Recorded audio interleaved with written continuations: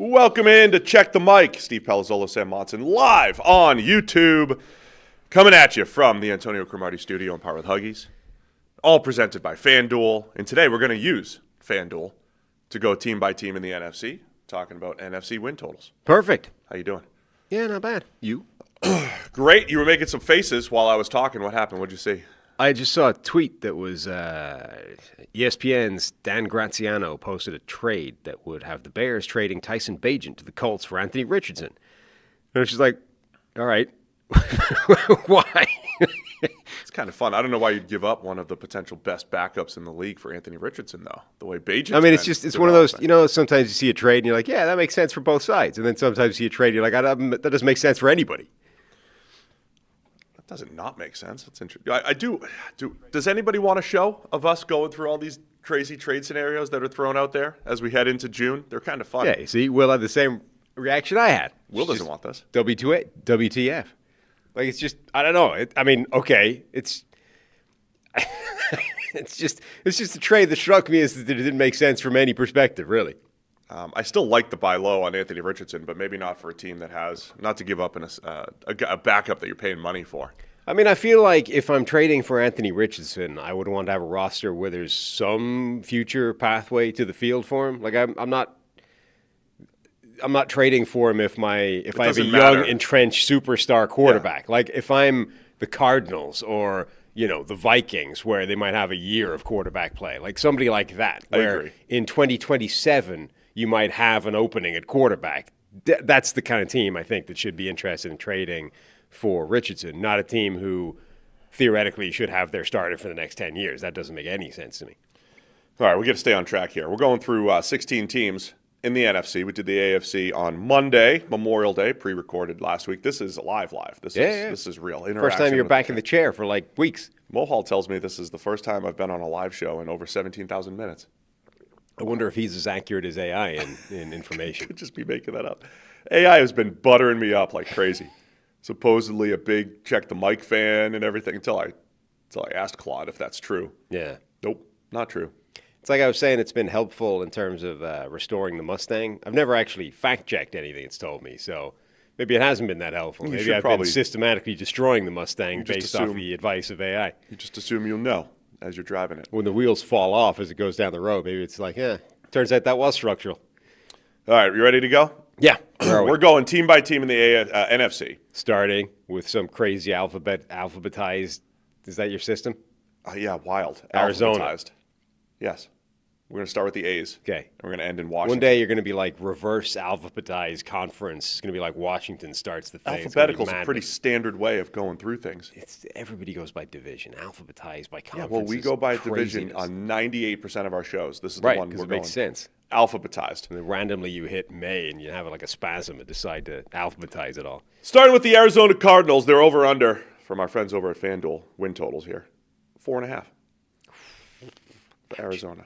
Yeah, which is, I think, tied for the lowest, right? And we haven't seen a lower one than 4.5. To this point, I do not believe we have, and we will not.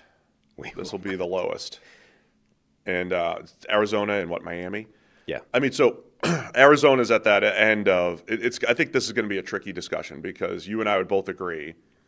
We summed up the Jonathan Gannon era as feisty, playing above their weight, fighting above their weight. They're overachieving, sneaking up on some people, and then just collapsed. And then they didn't overachieve. And then they got some talent, and the second half of last year collapsed. Yeah, it's like it felt backwards. Like for the first couple of years, it's like, all right, this team has zero talent on the roster, but they actually seem like they're a very well-coached football team.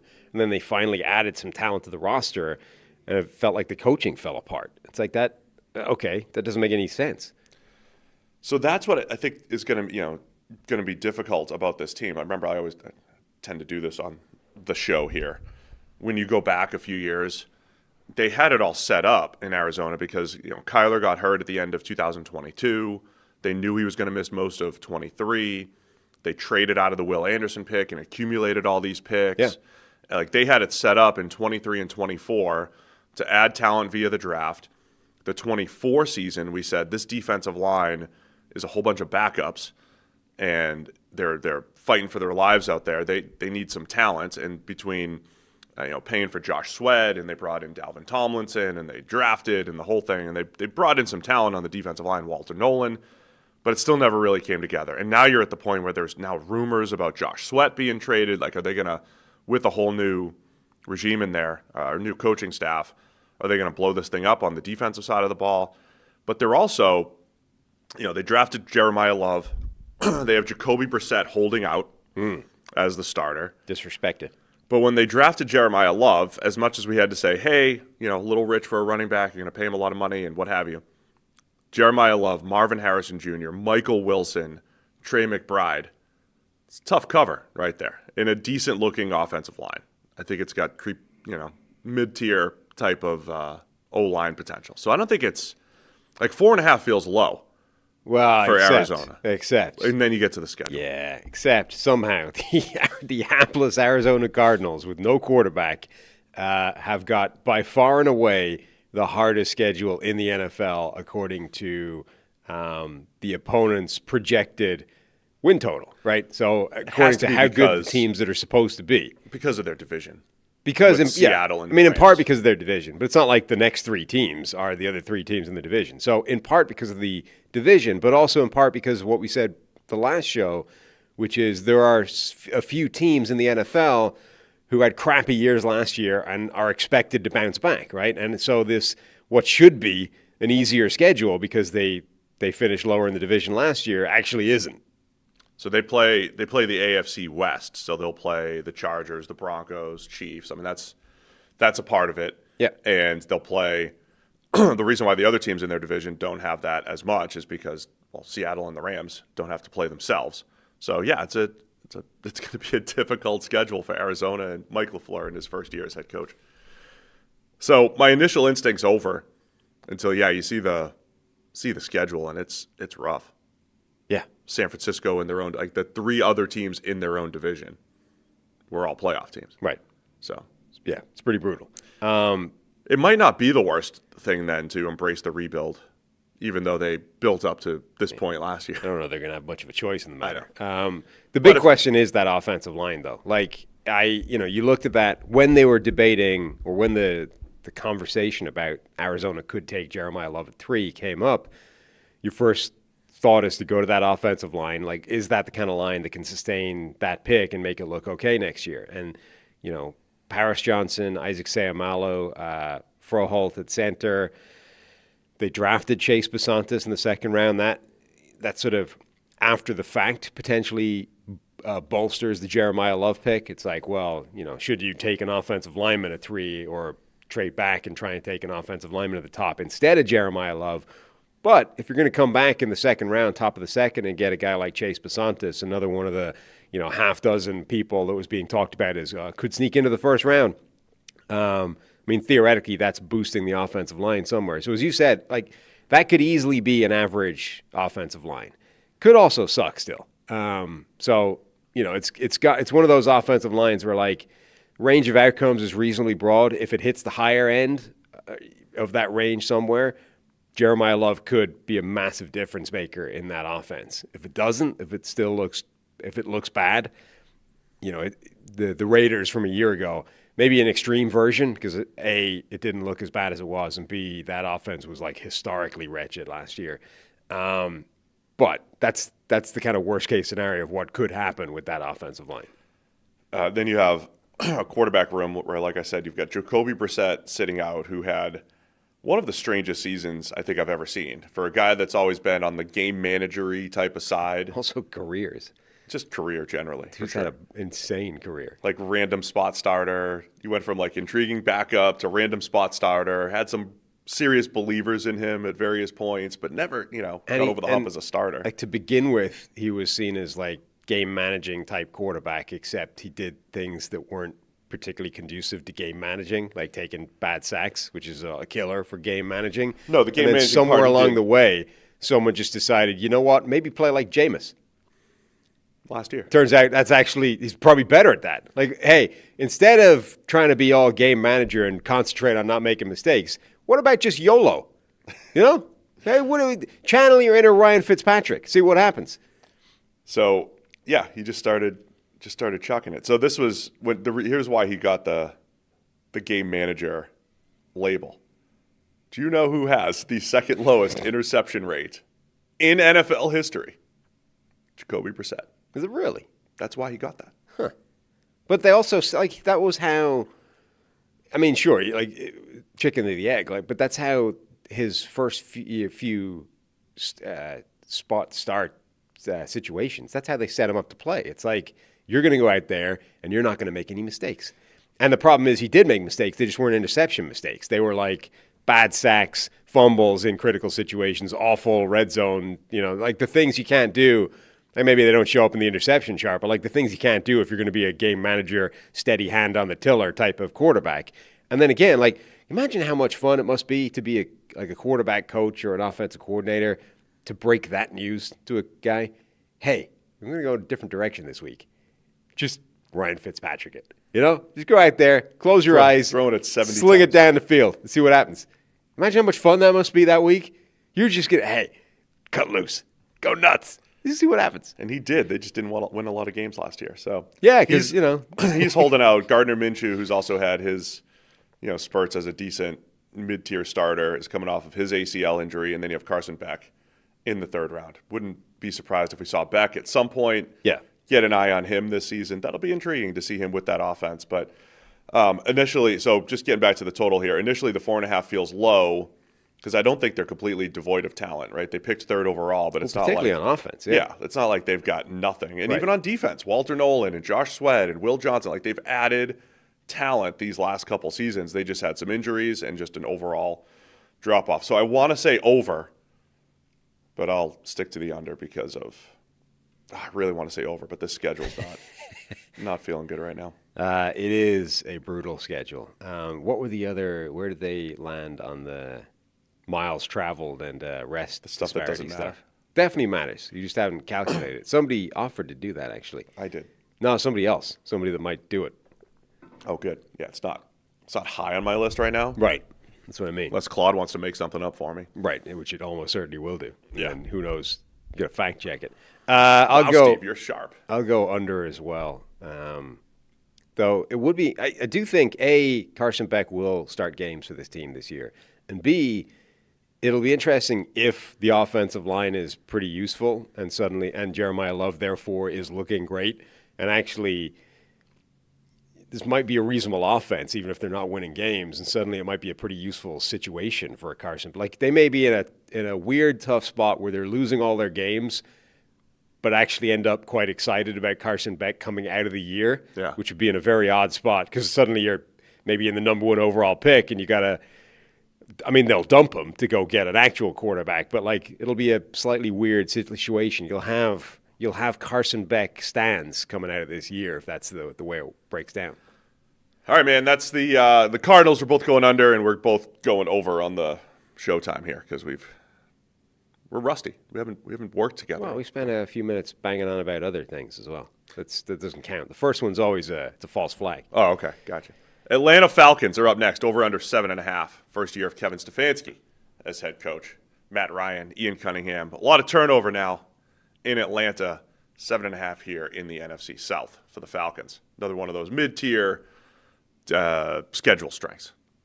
So nothing definitive there with strength of schedule. What are your thoughts on the Falcons at 7.5? Did you see what Stefanski was saying about Tua? What did he say? He said the most important trait accuracy for an NFL quarterback is accuracy, and Tua's got it. Innate, God-given accuracy. He does. Yeah, he does. Well, so okay. The saying Tua's can throw the ball accurately. Yes, true, obvious, fine. Prefacing that by saying accuracy is the most important trait for an NFL quarterback is kind of interesting, particularly when that is your quarterback dynamic is accurate Tua versus whatever Michael Penix is at this point, with no ties to Michael Penix for the current regime. That's the first. That little dynamic was the first time it actually occurred to me that Tua might actually start for this team. Maybe not week one, but that was the first time I'd actually considered the possibility that Tua could be a starter for the Falcons. I'm just realizing where you and I are different, right? So you get draft season, like my ears perk up. I'm like, what? You said something? It must be real. It's true. right? And you're over there, don't even buy it. Don't buy all the smoke. Don't think about it. Don't get fooled during draft season. As soon as we hit OTA season, right, everything flips. You're over there. You listen to every sound clip nugget. Right, you're like, well, this clearly Stefanski must hate Penix. Well, let me tell you why that's sensible. Tua. And I'm over there like nothing any coach says means anything. And like, I'm just realizing this. It all flips. But in draft season, like we go through this entire period where everybody knows that it's all a smokescreen, right? Like everything's said with the motivation of fooling somebody. So they're purposely lying. Right, because like you're trying to put misinformation out there for the draft, right? Once you hit May and June and July, there's no longer any incentive to lie about anything, right? Like there's no reason not to tell the truth at this point. So then it's just human psychology. You're just reading into what they're actually, thinking right now. Yeah, now we're like back to the baseline of he's probably broadly telling the truth at this point because there's no real incentive to lie about anything. He's not just trying to. Just people talk about accuracy all the time. He's not just trying to, Yeah, and that's what I'm saying. Like, had he just said, Tua's accurate, this is good, that would be one thing. But prefacing that with accuracy is the single most important trait for an NFL quarterback. And oh, by the way, Tua's some sort of savant at it. Those two things combined. One of them on its own, whatever. Two of them put together is interesting. So Atlanta as a whole, whether it is Tua under center or Michael Penix Jr., it does feel like they're one of the teams. I think there's always 5-6 teams maybe a year that feel like they got a little bit worse roster-wise. That just clearly feels like that in the offseason because it's optimism season. And most other teams, you're like, oh, well, they may not have gotten better, but they're rebuilding, right? They're at least moving in a clear direction. Atlanta, it's not that they stripped it down, but they're down wide receiver 2 Darnell Mooney, who already had his injury issues. Like we have questions at wide receiver 2. Jawan Taylor comes in at right tackle for Elijah Wilkinson and the retired Caleb McGarry. You lose David Onyemata at defensive tackle. Like there's more losses than additions, especially because they were unable to really replenish in the draft, both in a volume and high draft pick standpoint. So it does feel like it's not rebuilding, but it's certainly a transition year for the Falcons. Yeah, it definitely is. Again, they're another team where there's actually quite a lot of talent on them, both sides of the ball, and retaining the Jeff Ulbrich as defense coordinator is probably a pretty good move, independent of the fact that his beard is awesome. So I think this is an intriguing team, but it really does all come down to like what are they going to get at quarterback between Michael Penix Jr. and Tua? Yeah. And look, I think Penix showed some good stuff in 24, was up and down last year, and he had the injury. Tua, his entire career is, the confounding variable in his entire career was rejuvenated by Mike McDaniel and by Tyreek Hill. And Tyreek Hill, with outside of 1 year of Patrick Mahomes, has been the ultimate stat creator for quarterbacks. Mahomes' early career compared to where he's been post Tyreek Hill, again, outside of the 2022 season, and then Tua's without Tyreek Hill, 2 years of like, is he even an NFL starter, to like, boom, he's breaking passer rating records and they're putting up 70 and the whole deal. And then as Tyreek lost half a step and got banged up, Tua's game also went south as well. Didn't perfectly correlate, but it's pretty close. Right. So a lot of confounding variables to Tua's career. My initial instinct is under here. They're not, but even though the offseason doesn't feel great here, Sam, you still like Drake London, Kyle Pitts. It's a decent offensive line. James Pierce is probably going to end up playing football here. And that division's always wide open. Yeah, the division's wide open. You got Pierce and Jalen Walker off the edge, Xavier Watts. Like they had a good rookie class last year, so they head into year 2. It just doesn't feel like they got better from last year. And I don't know if the coaching staff is necessarily, like, is Stefanski going to be better? Is this offense actually going to be better? Yeah, I mean, Stefanski's a huge X factor. And you got Bijan too, by the way. Yeah, absolutely. Stefanski's a huge variable in all this. Like, 2-time coach of the year, right? This is a guy who was broadly seen as one of the best offensive minds in the game. And now you've got a minimum of a lot of people questioning the way that offense ended up in Cleveland. Now, clearly they all lost their way in terms of trying to find something that would work with Deshaun Watson, and I think everyone just kind of got lost in the tall grass at that point. So the people that are like pro Deshaun Watson and anti Stefanski, if such a thing exists, would be like, it was all Stefanski's fault. The game passed him by, the offense got stale, Watson never had a chance. Now with Monken, he's going to be a superstar, blah, blah, blah.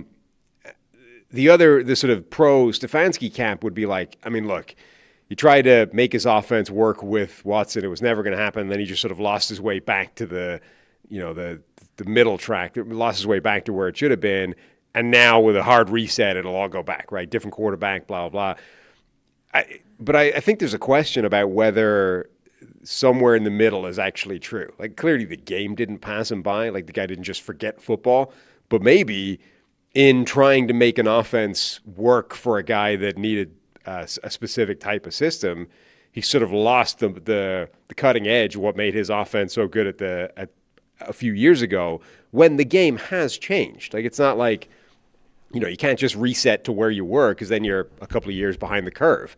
You've got to get back to the track and figure out how the game has evolved and get your offense back to the cutting edge again. So I do think there's a question mark with Stefanski about what exactly this offense is going to be, independent of the fact that your quarterbacks are both question marks for different reasons. And then, trying to split out all those different variables is going to be completely impossible this year. The other part, I don't want to oversimplify here because I really don't know who ends up playing quarterback between Penix and Tua, but like Drake London, I think is awesome, but he feels like a better fit for Michael Penix, right? To feed the big-bodied receiver outside the numbers where Tua, because he had so much success with Tyreek Hill, with Jalen Waddle, throw into space, your quicker and faster type of receivers. I don't think they don't have any of that on this team. So it's almost like, between Kyle Pitts and Drake London, the personnel is almost a better fit for Michael Penix anyway. But Tua, you're in a dome, and you've got some things working in his favor too. I just don't know if the personnel necessarily fits that way. Drake London, I think, works really well on in-breaking stuff across the middle, which is a Tua specialty type of thing. I don't know. I think they work fine for both, just in slightly different ways. So all that said, 7.5 here for the Falcons, and like I said, middle of the pack schedule for this NFC South team, which isn't the case for every team in the NFC South. We'll talk about in a minute here. What's your feeling here? You've seen 7.5. I see 6.5. I'm not going to throw anybody under the bus. I'm working off of our rundown. Oh, I see. There's different odds for each one. Yes. You could do anything over at FanDuel. Pick your win total. I'm just going by the defaults here. Okay, I will go over. Yeah, okay, let's go over. I'm going to say under. I'm just going off-season vibe-wise, transition season for Atlanta. I'm going to say under here for the Falcons. Puts the Panthers up here on the clock. Stefanski? What? Why do you hate Stefanski? I don't. Just transition season. They are, by the way, just to wrap it, they're sort of in the pack, but they have a slightly beneficial rest disparity schedule and a slightly difficult miles traveled number relative to other teams. But they're generally speaking in the middle of the pack in both. So the Carolina Panthers are up next. Same over/under 7.5 in the division. But the vibes are way better. But the schedule, they're in this third hardest schedule. They're closer to the middle of the pack. They're not down. Like there's like a big drop off in schedule difficulty for the Dolphins and the Cardinals. Yeah. But the Panthers are close.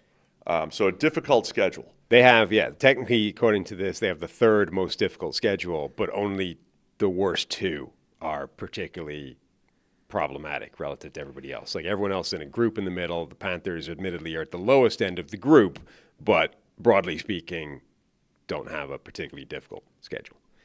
Do they come to Cincinnati too? No, they're home against Cincinnati. They're not coming here. No. Doctor's not coming here.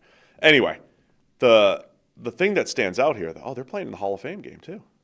Oh, that means they're report like tomorrow. Oh yeah. Well, no, it's the longest offseason possible this year. Because last year we had the earliest Super Bowl. This year we have the latest Labor Day. We're in the middle of the longest offseason in history. In calendar, not history because, the NFL. changed a lot of things through the years. But yeah, longest offseason. Since the merger. Since the merger, we'll say. But the Panthers, here's why this works in their favor, though, Sam. The Panthers, we couldn't figure out last year. They're better when in the big games. Yeah. Oh, the Rams. Oh, it's the Packers. It's all these teams that were 9-point underdogs. Doesn't matter.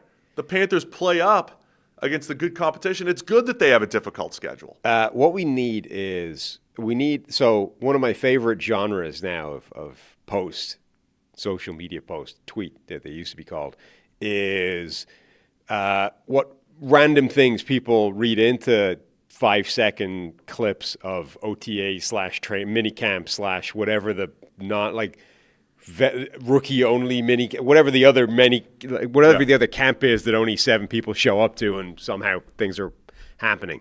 Obviously you've got the interceptions, like, oh, look at this is game over for this quarterback. But I saw one that has to be pretty close to one of my favorites ever.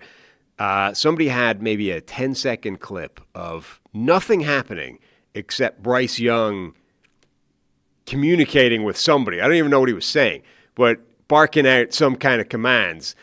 And the caption was something along the lines of, Bryce Young has found the bass in his voice. This is a leadership step. Stop. Seriously. And the funny thing about it was, if you listen to it, again, I'm not even sure what he was saying, but if you listen to it, he didn't sound like he had a particularly full of bass voice. Like, it wasn't deep, it wasn't commanding. It was just a guy shouting. I've seen a lot of Panthers propaganda. Yeah, and this is amongst the best of it. It was like Chris Brazzell runs around on air. Brazzell's looking good in camp. The one that I was going to buy into, though, the one nugget from OTAs that I was buying into was Jonathan Brooks taking one to the house, coming off of back-to-back injuries. And I was a huge Jonathan Brooks fan. 2024 draft class, missed almost all of 24 and 25. What was it again? Hasn't played football. Yeah, basically injured at the end of 23 with Texas. I mean, he's just played a couple snaps in the NFL. By the way, I don't know if did you see the thing I sent you? Matt Waldman. Yes. Analyze fantasy and just overall draft analyzer of skill position players. Subtly dropped on Twitter the other day. He's like, oh, this is the best running back in the last 2 draft classes. It's like, wait, including Jeremiah Love? Including Ashton Genty? I loved Jonathan Brooks coming out in 24, but I don't know if I'd put him in that echelon necessarily. But he was seen as the best running back in a weak running back class, as opposed to the best running back, to come along in a few years. Yes, with Genty and Love and Scattaboo coming out over the next couple of years. That's certainly an out there take relative to everybody else. But I was a big Jonathan Brooks fan. That was one OTA nugget that stood out to me. Going back to the Bryce Young thing, though, I think that's just malpractice as a human to read into someone barking out signals and projecting it forward to year 4 leadership breakout. Malpractice. You're just not able to recognize leadership when you see it, and hear it, importantly. Stop. He's added some bass to his voice. He's barking out instructions at whatever we are, OTAs. Therefore, career year incoming for Bryce Young. Career year loading, as they say. So despite the difficult schedule, I think the Panthers roster is in a much better spot. There's so many defensive line additions over the last couple of years.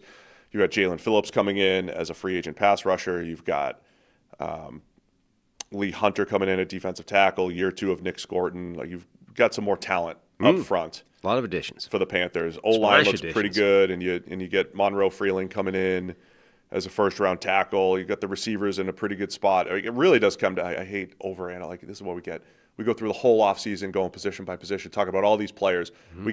As you get closer to the season and you talk about the prospects of a team, it's like, well, we'll see what the quarterback does. Has Bryce Young, in fact, added base and leadership to his I don't really care what his base is. I just want him to play better week to week. You watch John Gruden wet himself over cadence. It's important. You just don't appreciate the importance of a good cadence.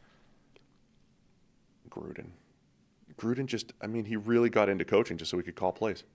Just so he could say the longest play calls possible. And listen to Andrew Luck yell, set out! Just want to go to training camp and listen to people bark out signals. Mm-hmm. Anyway. What are your thoughts here? I think they're going over. I don't care about the schedule. They play up.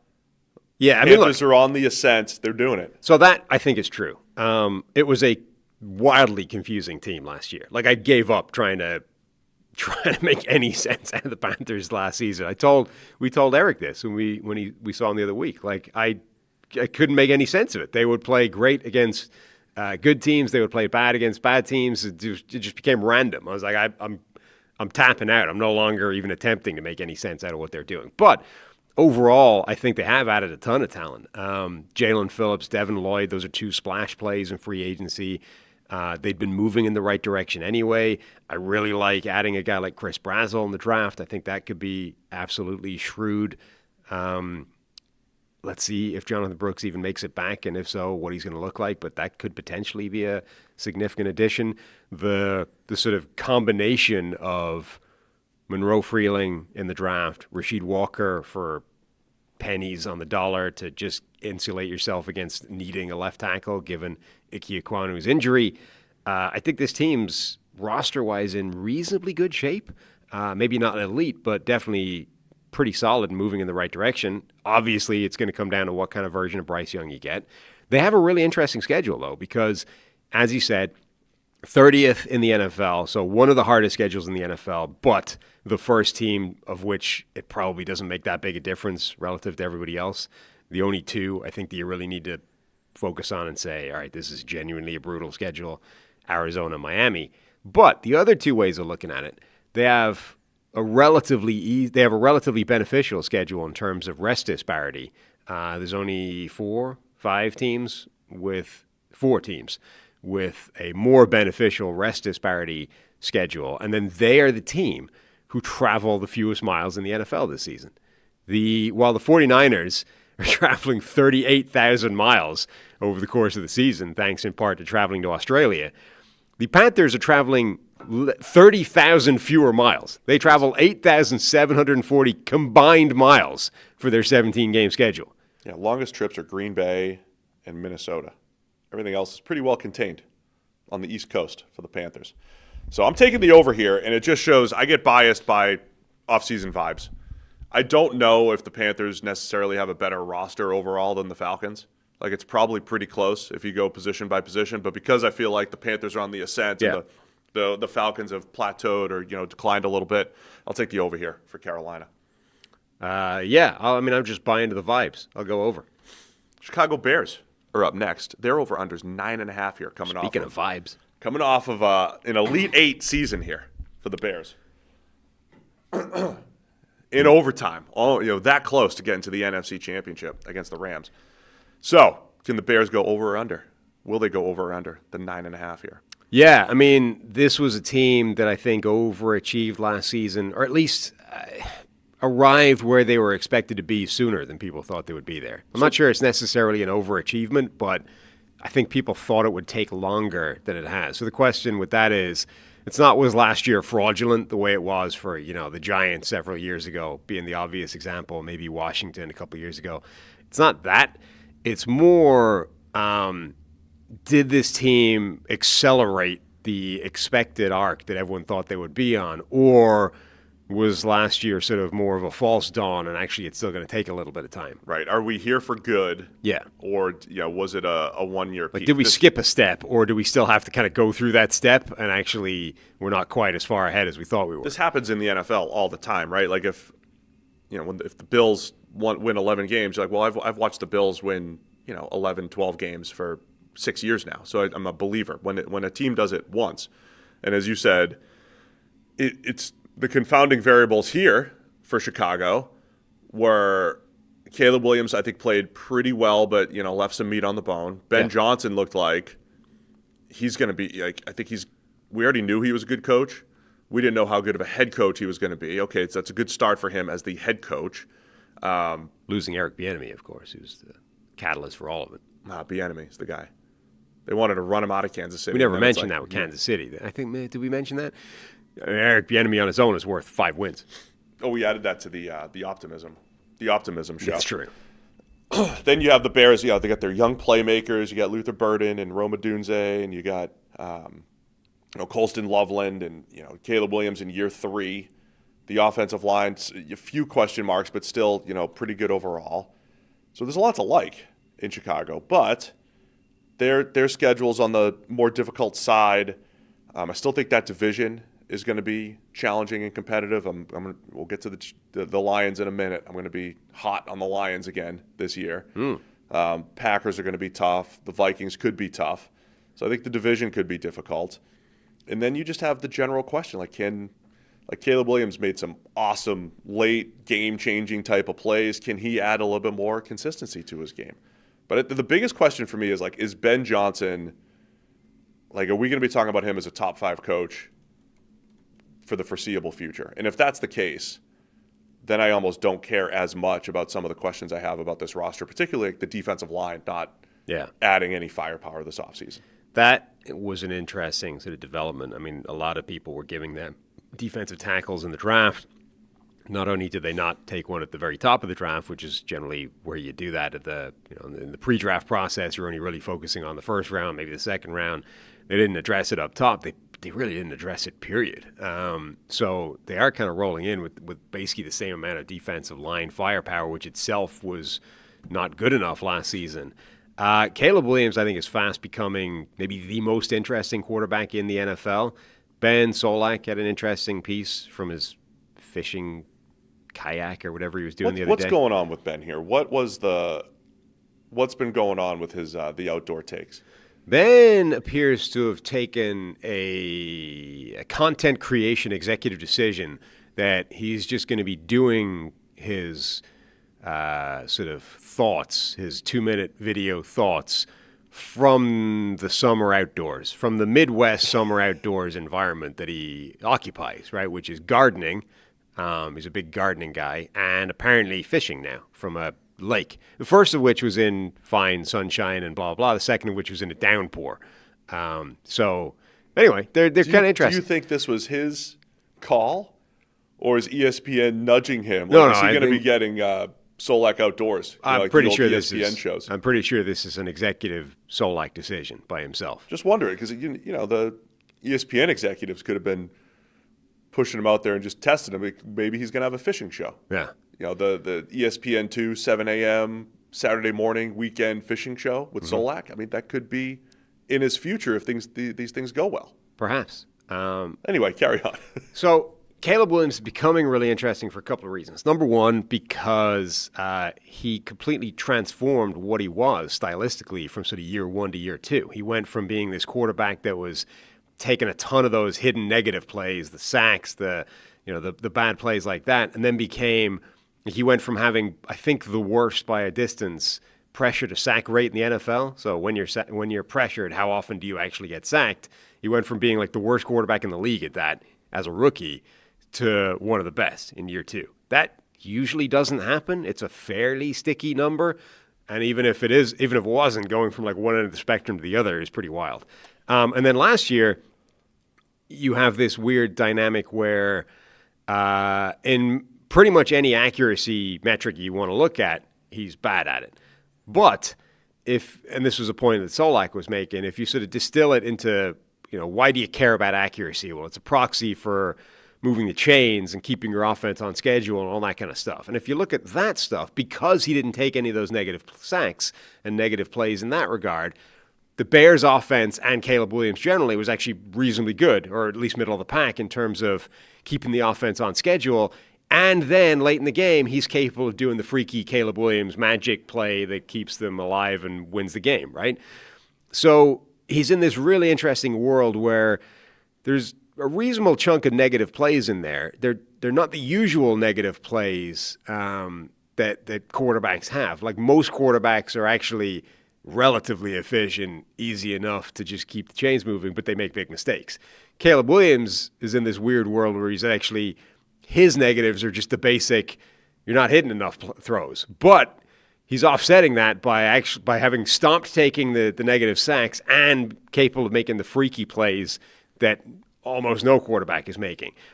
What that means is, that offense is, with Ben Johnson there, is already pretty good, right? Because there's a very high baseline to it in a variety of different ways. And B, I think it means it's right on a knife edge of becoming amazing. Because if he just tidies up the basic, can you just hit a few more layups?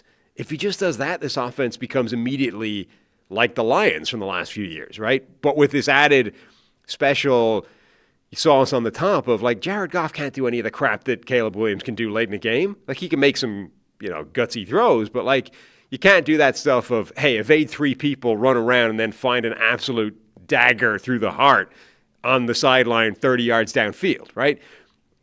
Like, that's in the category of there's maybe 5 guys in the NFL that can do that, and Jared Goff's not one of them, right? So I think this offense is genuinely, like, right on the cusp of being special if Caleb Williams can take that final step. Because those are the plays that we remember. What Ben's talking about, the sack rate being down, you don't always feel that until you see the numbers after the fact. And it's like, oh, wait, yeah, that's great. He's not taking those negative plays because the year before was rough. And the O-line maybe wasn't as good in 24, but he also wasn't handling it as well. But we also have those misses that we remember, right? Like the dig route's open and he's overthrowing it, right? Yeah. The skinny post is open and he's overthrowing you. Like Ben Johnson is dialing it up. And look, I could go off the rails too much here with, he could do this and Jared Goff can't do that. Well, Jared Goff, just looking at it quickly, hits about 8%, throws about 8% more catchable passes on 5+ yard throws. Yeah. Than Caleb Williams. Like, so right now, if you bridge that gap this year, then the Bears are going over. Yes. I'm talking like there's a couple throws a game that if Caleb Williams just hits. Now, this isn't how football works. If everything else stays equal and you just make a couple, that's not how it works. But I'm just saying for him to take that next step, hit 2 to 3 more open throws per game in this offense is completely different. It's fascinating because the thing you're wanting him to get better at is the easiest thing, right? Like theoretically, right now, Jared Goff is probably a better quarterback than Caleb Williams because he hits he has a higher efficiency, right? But the point I'm making is that Caleb Williams is capable, like, Caleb Williams theoretically should be capable of everything Jared Goff is capable of, but Jared Goff is not capable of everything that Caleb Williams is capable of because few quarterbacks are. The guy was the number 1 overall pick because of the special skills that he brought to the table. He was being compared to Aaron Rodgers, to those types of players because of the freaky things that he can do. And at the moment, he's actually tidied up a lot of his game, and the one thing remaining is, like, theoretically the easiest things. Like, just make some open throws, and then you become an absolute superstar. So we've already seen a massive jump forward in him from year 1 to year 2. If there's another jump to be had from year 2 to year 3, this offense could be special. And I think Caleb Williams is a talented enough passer that he could hit a few more opens, right? Hit a few more. The question for me on the Bears is going to be the D-line. They already had issues stopping the run last year. They were not getting after it from a pass rush perspective. They came in to the offseason with Montez Sweat, who's a very good player, huge Montez Sweat fan. But, the last couple of years he hasn't been as good getting after the quarterback, battled through injury in 24. He's their best pass rusher still. Dayo Odeyingbo, I don't think has been great as a free agent signing going into last year. Grady Jarrett, same thing. Gervon Dexter's been okay. Austin Booker, I think, has potential, just beats up on some bad tackles. I don't think he's there yet. Or, he could be fine, but he's probably more of a 3 at this point. My concern is this D-line, both from a run game perspective and pass rushing perspective. Yeah. And I think Bears fans had similar, reservations about the D-line going into the offseason, and I don't think enough has been done there. So that's a concern for me. Austin Booker emerging could at least help the edge rusher situation. I think defensive tackle, I don't see a way that defensive tackle isn't a weakness. Like, unless they absolutely stumbled upon something in Jordan Vandenberg, the South African rugby convert, late in the draft, then it feels like defensive tackle will be a weakness for this team. Yeah, I like Austin Booker. You could imagine emerging still. Like, he's maybe going to be one of these guys that remains a sort of he's always going to flash talent as opposed to actually developing into the true impact player. But theoretically, you can at least see a world where Austin Booker does emerge as that true secondary threat to Montez Sweat, and then the edge rusher situation's okay. All right, what's your call here? 9.5. I'm going to hate this one. Get a lot of Bears fans that tune in. They're optimistic. They're on the ascent. I'm going over. I'm buying into the hype. Oh, man, I think I'm going to say under. Hater. I think I'm going to go under here. Will is I had a great idea that we should get Solak on the show and have him call in from the canoe. Text him right now. I'll definitely do that. What's the next outdoor venture or like up in a tree? He's like, sawing off a couple extra rogue branches from the tree. In a hunting hide. Yeah. decked out in camo. I whispering. still think he's vying for the 7 a.m. Saturday morning fishing slot on ESPN too. I mean, Randy Moss had that a couple of times, didn't he? Where they had him on like Bass Pro fishing shows or whatever. It's like Randy Moss on a boat catching fish. ESPN does that, right? I feel like it's more than now than ever. Like you get hired as a football guy, and before you know it, you're covering the Masters or you're doing NASCAR or whatever. They're like, listen, Ben, we need you to expand your skill set a little bit here in the offseason. Get an outdoor show. Just texted him. See what he says. Right now, new FanDuel customers can bet $5 and get $250 in bonus bets if your first bet wins. That's right, turn $5 into $250 in bonus bets just for getting started. And when every possession matters in the playoffs, FanDuel makes it easy to get closer to the action. From player props on your favorite stars to all the tools you need to back them up, FanDuel puts player research right at your fingertips so you can check stats, trends, and matchups all in one place and make your picks with confidence. It's everything you need all in one app, so don't miss your shot. Head to FanDuel.com/33rd to get started. FanDuel, play your game. 21 plus in first select states. For Kansas in affiliation with Kansas Star Casino, 18 plus in D.C., Kentucky, or Wyoming. First online real money wager only. $5 first deposit required. Bonus issued is non-withdrawable bonus bets, which expire 7 days after receipt. Gambling problem? Call 1-800-GAMBLER, 1-800-MY-RESET. Call 1-888-789-7777 or visit ccpg.org/chat in Connecticut. Visit mdgamblinghelp.org in Maryland. Visit gamblinghelplinema.org or call 800-327-5050 in Massachusetts. Call 1-877-8-HOPE-NY. Text HOPE-NY in New York. Call 1-877-770-7867 in Louisiana. All right, Dallas Cowboys. They're up next in this alphabetical. We're going alphabetically through the NFC here. We're on to the Dallas Cowboys 45 minutes into the show. Over-unders 9.5 wins for the Dallas Cowboys. Mm-hmm. What do you think here for Dallas? Schedule's, where are we at? Oh, they're the bottom end. Oh, I meant to mention with the Bears. They have the best net rest differential schedule of anybody. They have 15 days of extra rest relative to their I got them going. Flip my Bears pick to over. And one of the fewest miles traveled numbers of anybody in the NFL. So only the Panthers and the Browns travel fewer miles than the Bears. Net rest, baby. So they're like the Panthers, where they have a relatively tough strength of schedule if you focus on opponent win rates or opponent win projections this year, albeit, again, in the middle of the pack. But they show up really, really beneficial in the other two ways we're looking at this. And by we, I mean me. Cowboys. We're on to the Cowboys now. We're on to the Cowboys, who also fit in that similar bucket, by the way. Their schedule, I think, looks similar. They have the fourth most difficult relative to opponent win projections, but they are third in net rest differential, and, okay, they travel a long way, but fourth in terms of most miles traveled. They get some, I haven't looked at the international games closely enough. They have to have one to be where they are. They have the first Sunday night football game of the year playing the Giants. Cowboys-Giants kick it off the season, which they seem to do like every 2 years. All right, thoughts on the Cowboys here? Still ratings, baby. Since the Micah Parsons trade, we know that their defensive line took a hit. I think they've rebuilt it. Yeah. In the aggregate and in a much better spot. You got George Pickens coming back. Yeah. And last year at this time, we were like, hey, that's a really nice 2 for CeeDee Lamb. Turns out they had 2 1s last year. Pickens was unbelievable. And so there's a lot of potential here for the Cowboys. And the MVP/Super Bowl maker, MVS, Marquez Valdes-Scantling. I mean, that's the biggest thing. It's Dak's either winning an MVP. Just clip it right now. Dak's either winning an MVP or the Cowboys are going to a Super Bowl. It's great. It's like either way. For Dallas, who has not even, they're the only team that has not been to a championship game since they last won a Super Bowl in 95. Probably. Wait, no, this is the way the Browns have been. One of the only teams. Houston. Right. One of the only teams. Yeah. So Dallas, is it the only NFC team? Maybe. They might be. Anyway, whatever it is. MVS. Ask Claude. He makes QBs. He makes teams. But he's not an actual miracle worker. I think if he just got Dallas back to the NFC Championship, that would be right up there with, making Aaron Rodgers and Patrick Mahomes and Super Bowl champs and Allen as MVP in Seattle last year. MVS, everywhere he steps foot in a building, it's either championships or MVP quarterbacks. I think for Dallas, we could go on record and say Dak is either winning the MVP or Dallas is making the NFC Championship this year. Yeah, guaranteed. Because of MVS. Because of Marquez Valdes-Scantling. I mean, I really like the skill position players they've got. Pickens, obviously, assuming he keeps his head on straight over the course of the season. CeeDee Lamb.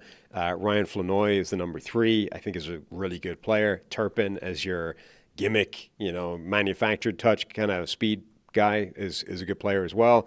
The tight ends, I think, are a solid group. Javonte Williams played fantastically last season. They gave him, or they re-upped him this offseason.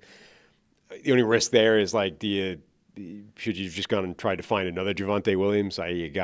a buy low, rather than actually pay him what he justified last year and then run the risk of suddenly he doesn't be that guy. Friend of the show, Bob Sturm, was tweeting, though, it is kind of funny how much of this team relies on just, Tyler Guyton will get it this year. But if he doesn't, what happens?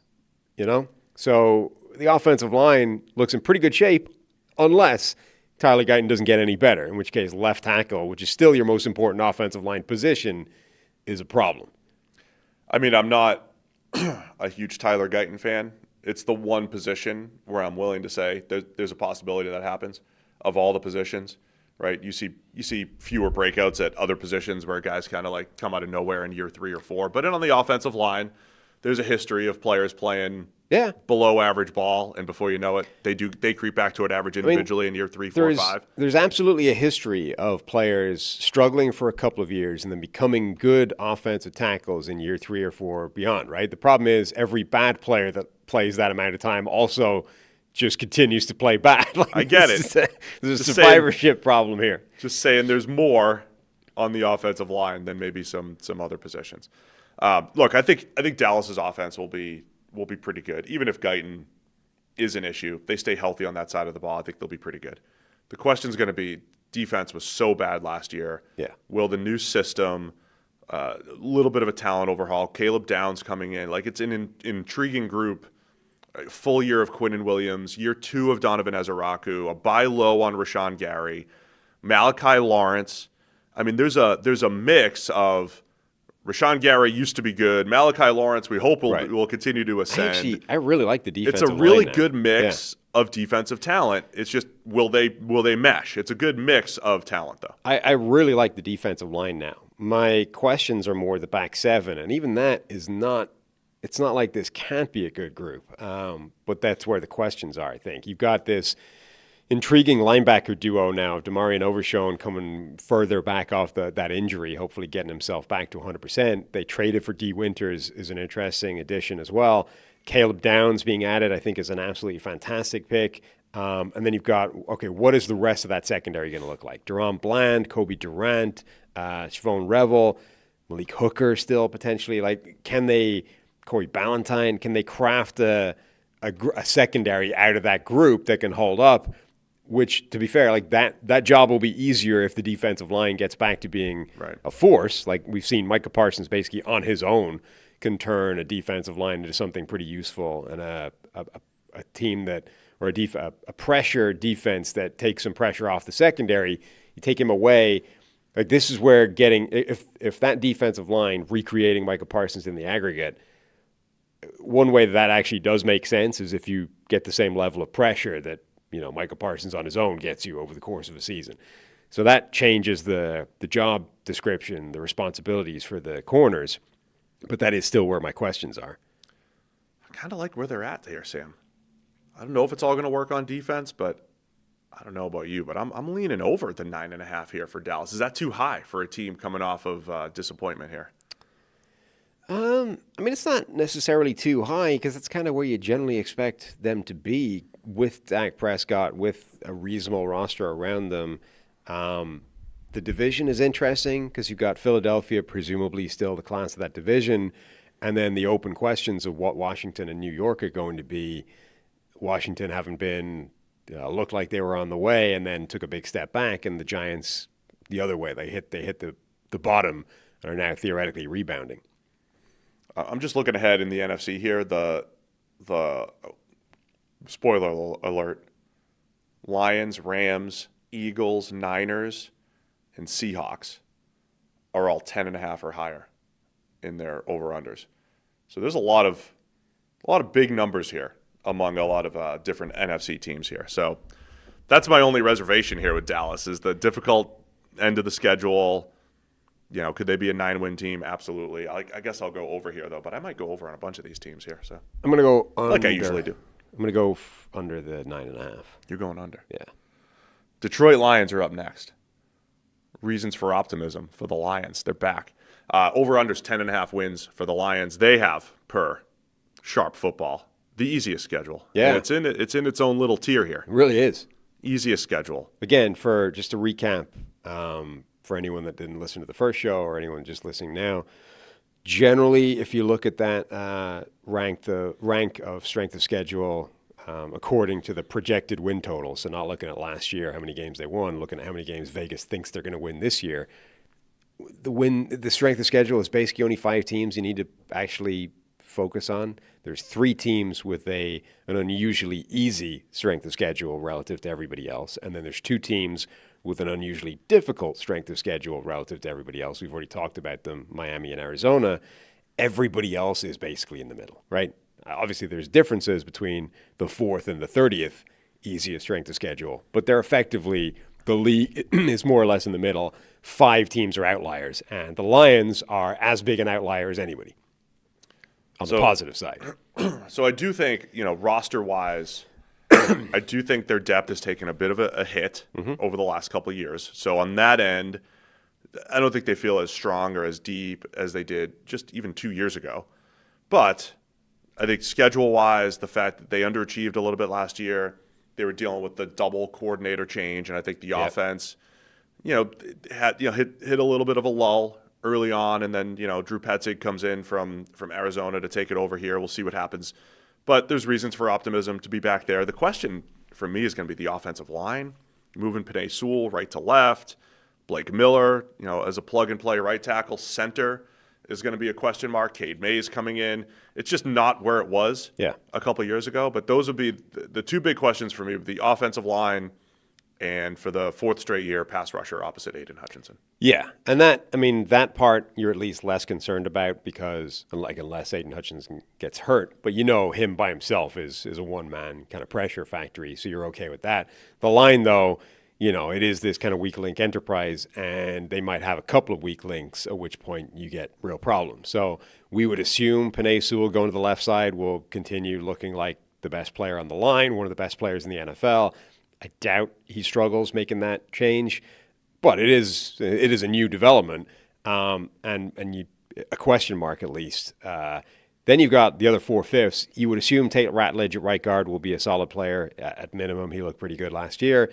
Blake Miller is theoretically a plug-and-play right tackle. That doesn't mean he's going to plug and play and be good right away. As a rookie, right? You don't. Yeah, really exactly. Like just the nature of offensive tackles coming into the NFL. It's a tough transition to make.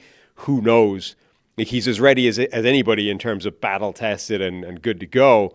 Doesn't mean he won't still struggle as a rookie. And then you've got the other 2 spots of Christian Mahogany, Cade Mays, Juice Scruggs in the mix as well. 2 of your 3 interior spots could be question marks at best. This is from a time when that offensive line had basically no question mark. So it is a big difference from where it was at its peak. So I'm glancing at the schedule and the reason why it's the easiest. Their NFC West crossover game is with Arizona, so they don't have to face Seattle or the Rams this year. They get the NFC South. This is also why Arizona's is difficult, right? Because we expect the Lions to bounce back. Expect the Lions. They theoretically should be one of the easier teams the Cardinals are playing, and they're not. Absolutely. And then they play the AFC team division is the East, so you get a Jets and Dolphins on the schedule. You get the NFC South with the Saints, Panthers, Falcons, and Bucks on there. So that's why it's on the easier end. And then there's a crossover game with the Tennessee Titans in the AFC South. I mean, that's what their like extra crossover game. So it is it's on the easier side. I still think it'll be a challenging. I think it'll be a good division, the North. I think the interdivision games are going to be good, but the Lions are poised for a bounce back here. So that's why the number's 10.5 coming off of a disappointing 2025 season for the Lions. But I think they're back, baby. They're back. Yeah, I'm going over for the Lions. I think they will bounce back. They do have a task on their hands now to, I think, repair the roster and get it back to being as good as it was at its peak. Maybe they've done that already. Like, there's as much as I've outlined question marks on the offensive line. Like, if you see a big step forward, if Blake Miller hits the ground running, if Rattledge takes a step forward next year, if Mahogany suddenly emerges as like a really decent player with a bit of development as well, and if Penei Sewell is every bit as good at left tackle as he was at right tackle, I mean, there's a world where that offensive line is really good again because of the young players that they've added to it. It's just, if I was a betting person, like setting the odds on where it would end up, I would be more conservative than optimistic on that. So be a betting person. Where are you going on the total? What was our total? 10.5. It's a lot of wins. It is. All right, I'm going to go over. I'm leaning toward the schedule help here. Yeah. For the Lions. I do think that makes a big difference. Again, the reason I say there's only 5 teams to focus on is because, generally speaking, I think if you're in the middle of the pack, I don't think your schedule makes any difference really at all. But if you do have one of these massive outlier, I mean, we saw last season, right? The Patriots ended up with one of the easiest schedules in the history of the game, and it made a big difference. Like, it's not they were a good team anyway, but absolutely they were aided by the schedule. I'd have to look at this closer, but the disparity within the NFC North, this has to be the widest disparity of schedule strength. So you have the Lions at 1, and the easiest Bears schedule. One of the hardest. Yeah, the Bears are at 27, one of the hardest, and dead smack in the middle, Vikings 16 and Packers 17. Yeah. You don't usually the divisions are some like the Bengals are 3 and the Browns are 4, and that goes all the way down to middle of the pack for whoever else in the AFC North. You just don't get the wide ranges as much. I see the Jets are at 5 and the Dolphins are at 31. It's not unprecedented, but it's significant, I think, in the NFC North for this year, the way things are playing out. Yeah, it's those third place teams from last year. I think they're screwing a lot of these things, because like the disappointing third place teams. The expected bounce back from the Chiefs is messing with a few different people's schedules, strength of schedule. All right, Green Bay Packers are up next. Their over/under is just 9.5 here. Haters under the Lions of 10.5 here. Thoughts on the Packers? Yeah, I mean, so who was the one in the AFC where it just seemed the Broncos, right? Where it was just weirdly low relative to A, where they've been, and B, where they seem like they're going to be next year.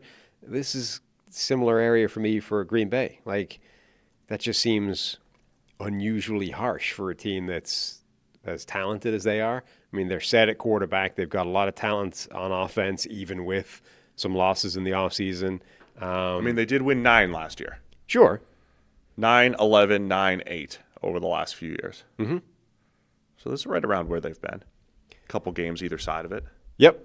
I still think this is again, we talked about, like, they're getting their 2 best players back, right? Outside of quarterback. Like, this team definitely suffered a major downturn when they lost Michael Parsons, when they lost Tucker Kraft. Theoretically, you're getting both those guys added back to the roster on top of whatever you've got outside of them. I mean, I think this is a very good team. Yeah, they were. Remember last year at this time, I kept citing that they were just a solid team lacking star power. Yeah. They traded for Micah Parsons. They've got the star power now with Micah Parsons. We'll see what happens losing Romeo Doubs and expecting a little bit more from Matthew Golden in year 2. Offensive line always looks like a pretty good question mark on paper for the Packers, but they make it work. Mm-hmm. Offensively with LaFleur and Love in the run game. Josh Jacobs' off-field issue popped up this week. No idea what's going to end up happening with that at running back for the Packers. I mean, the questions for me. The latest was no charges were filed. Yeah. So it's probably, is that the end of it then? Well, there's still, his lawyers were very happy that no charges have been filed, and we expect that whatever continuing investigation will result in exactly the same. So his lawyers obviously are saying, surprised that the lawyers are completely innocent, and this is, this showed all along. Like, you shouldn't jump to conclusions, but it is still yet to be determined if that's the way it works out. Question here is going to be, Jeff Hafley out as a defensive coordinator, so you got a little bit of turnover there. What the defense looks like beyond Micah Parsons, no Rashawn Gary. So I mean, if we say, who's rushing the passer opposite Aiden Hutchinson in Detroit, yeah, how fragile is this pass rush? Well, we saw last year. Parsons. It's very fragile. Like, you take Micah Parsons off that team, and it does become a completely different enterprise up front. You've also got, he's coming back off this injury. We don't know if he's going to hit the ground running the way he did before. So number one, it is very fragile. Like, if they lose Micah Parsons again, immediately this becomes a completely different team. And then you have to hope that you get Micah Parsons back at 100%. If that happens, though, I do think that it's more than good enough to cause major problems for teams. And the other thing we said, at least I said last year at this time, they felt like just a good roster, good solid roster. But I thought Jordan Love could have been the best quarterback in the division. I think he was overall last year, throw for throw. Did Caleb Williams have some really nice high moments? Absolutely. Jared Goff had some really good, pretty consistent play over the last couple of years? Absolutely. But I think Love's probably been the best. Is that controversial? I don't know. Every quarterback take is essentially controversial these days. It almost feels like Green Bay goes from they're just solid across the board to like Love and Parsons could carry this team. And Christian Watson to a point. Like, when he's been healthy, he's been an absolute difference maker for that. And Tucker Kraft. Kraft. Offense. And Tucker Kraft coming back off the injury. So Kraft was a beast last year. Yeah, he absolutely was. Like, some of those guys who were just solid, like Watson and Kraft, were ready or on their way to emerging, just didn't get to see them often enough. And then, same thing with Parsons going down at the end. So 9.5 here for the Packers. I'm going over. I think this is a better team than that. I think overall this is a pretty good roster. And as you said, with a quarterback capable of playing at that high level, it's pretty loaded in terms of skill position players. Matthew Golden will be an interesting X factor given how ineffective or what the lack of production he had as a rookie. But I thought the tape was pretty good.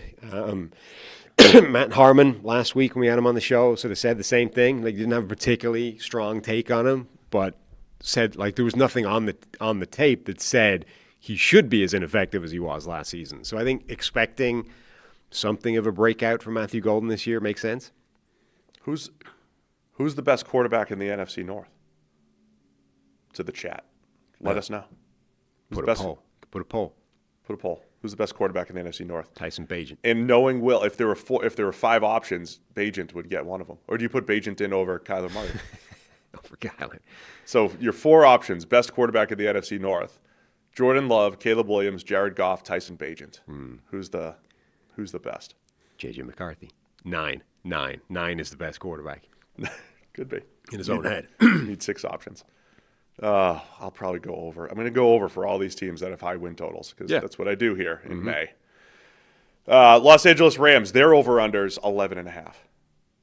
And I could give you this by the early 11.5 is usually the high water mark. Is that the highest this year? I believe it's the highest that we've seen. That's usually where it's the highest in the NFC. Yeah, that's usually where the highest sits. The Seahawks are just at 10.5. I think for this year, they've made all the right moves this offseason.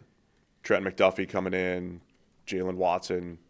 They've got their new corners. They filled their needs in the secondary, and everyone else is returning.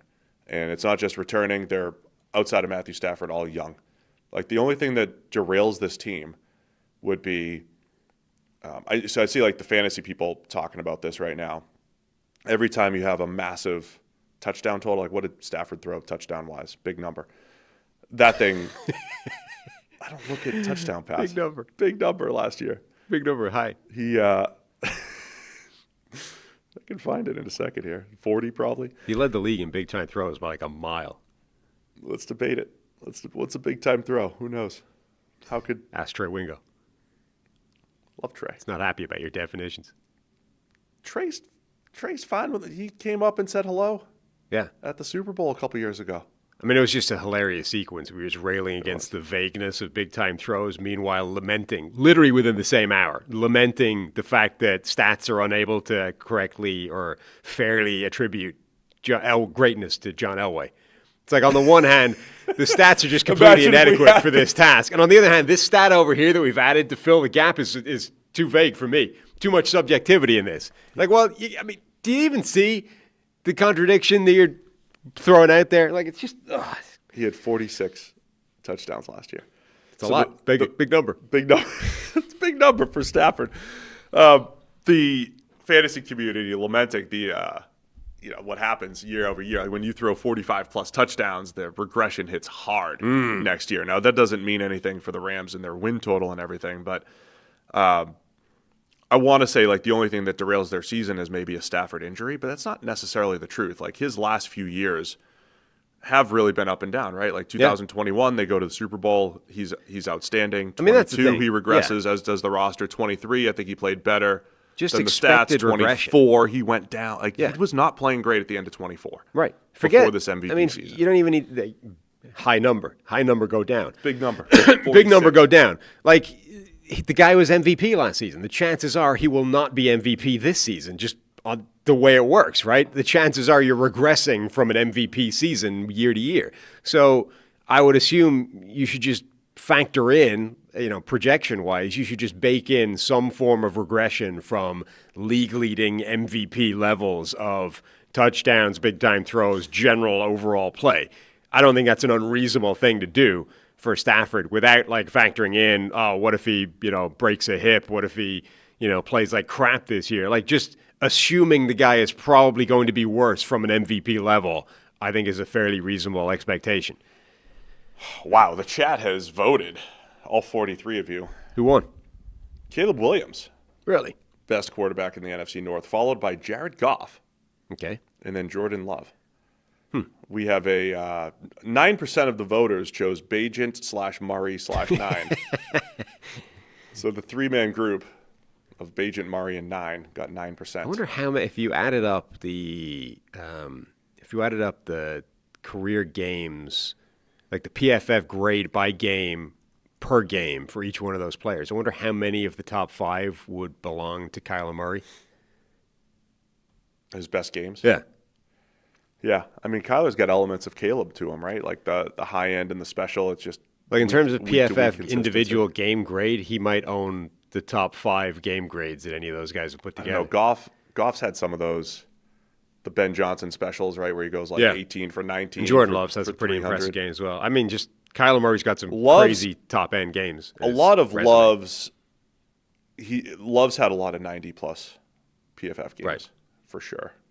There's a lot of them that maybe they're all volatile in different ways. Goff, Love, and Caleb and Murray. So who knows what's going to happen in the North here. Anyway, from a Rams perspective, they're on the lower end, or more difficult end from a schedule perspective. They're 28th, but kind of bunched in, so it's not as extreme as being 31st. But I think they've got the best roster. My early model look, Sam, does have them number 1 in the NFL. I don't think that's controversial. Vegas has them number 1. The over-under has them number 1. Like the Rams are coming into the season with a lot of optimism. Earmuffs to Seahawks fans. There's no way they tuned in for the Rams piece, but I still think the Rams may have been the best team in the NFL last year. Just saying. Like until it fell apart down the end. But we were week 13 or 14 when you had the craziest 2-point conversion in NFL history. If that doesn't happen, lucky play for the Seahawks. Rams probably win that game, and things potentially change there, right? Rams maybe getting the number 1 seed in the whole thing. Yeah. So I thought the secondary fell apart a little bit last year. Yeah. But they looked like they were the best team in the NFL until week 15 or 16. Seattle overtook them, fine. But the Rams on paper at least shored up that deficiency in the secondary this offseason. I mean, I'm okay saying I think it was a coin flip between those two teams for most of last season, if not all of it. The Seahawks got the coin flip when it mattered the most. The bigger point is, if that was the state of play coming out of the season, where either one of those teams could or would have won the Super Bowl when they got there, the Rams, I think, got significantly better over the course of the offseason than the Seahawks did, right? Like the Seahawks lost some pretty key players to that team. Okay, they've replaced some of them, but then the Rams took their biggest weakness. Hey, the secondary fell apart. Our corners aren't very good. They trade for one of the better corners in the NFL. They add another high-end starter as well relative to what they had. So they got better at 2 of the most important positions in the NFL, which were their biggest weakness, you can't say the same thing about the Seahawks. Like they retained some players. But like I would say, if they're both in the same spot coming out of the year, the Rams are in a better spot than the Seahawks now. All right, man. We're gonna make a call.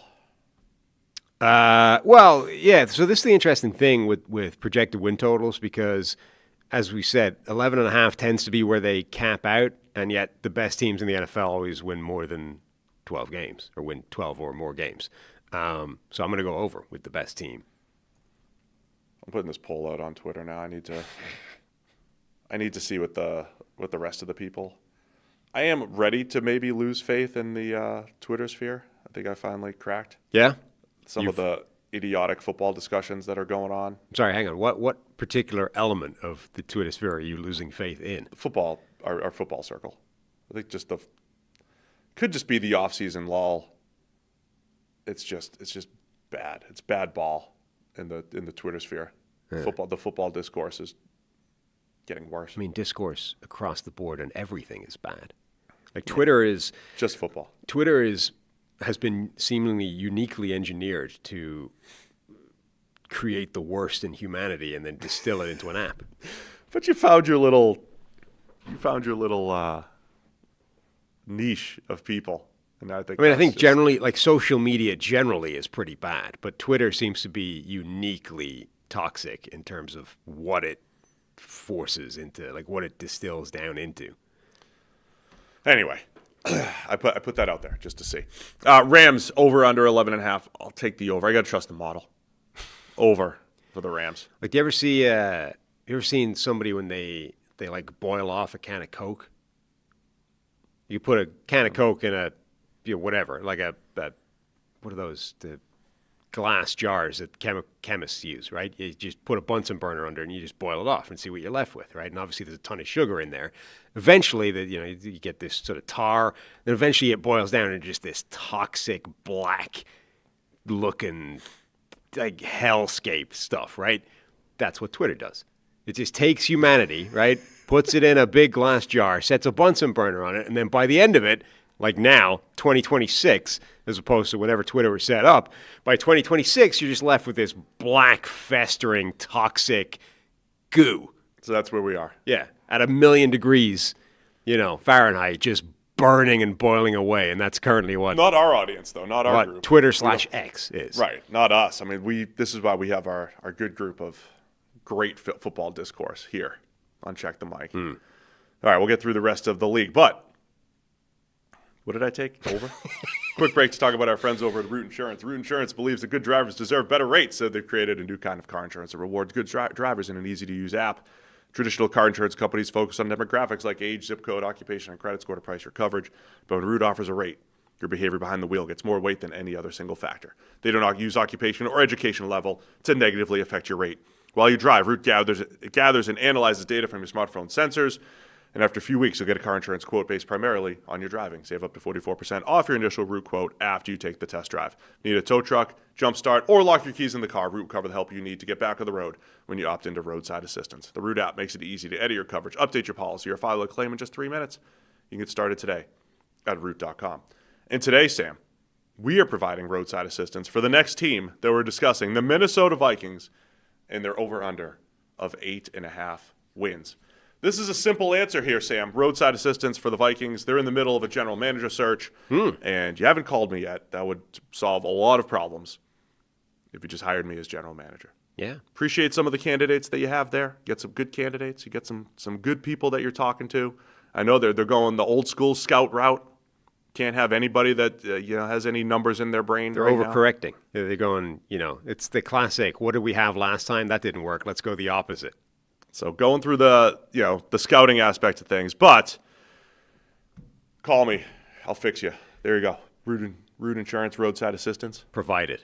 They're also doing this weird thing where anytime you sort of open up the job to a guy that was like the interim guy, right?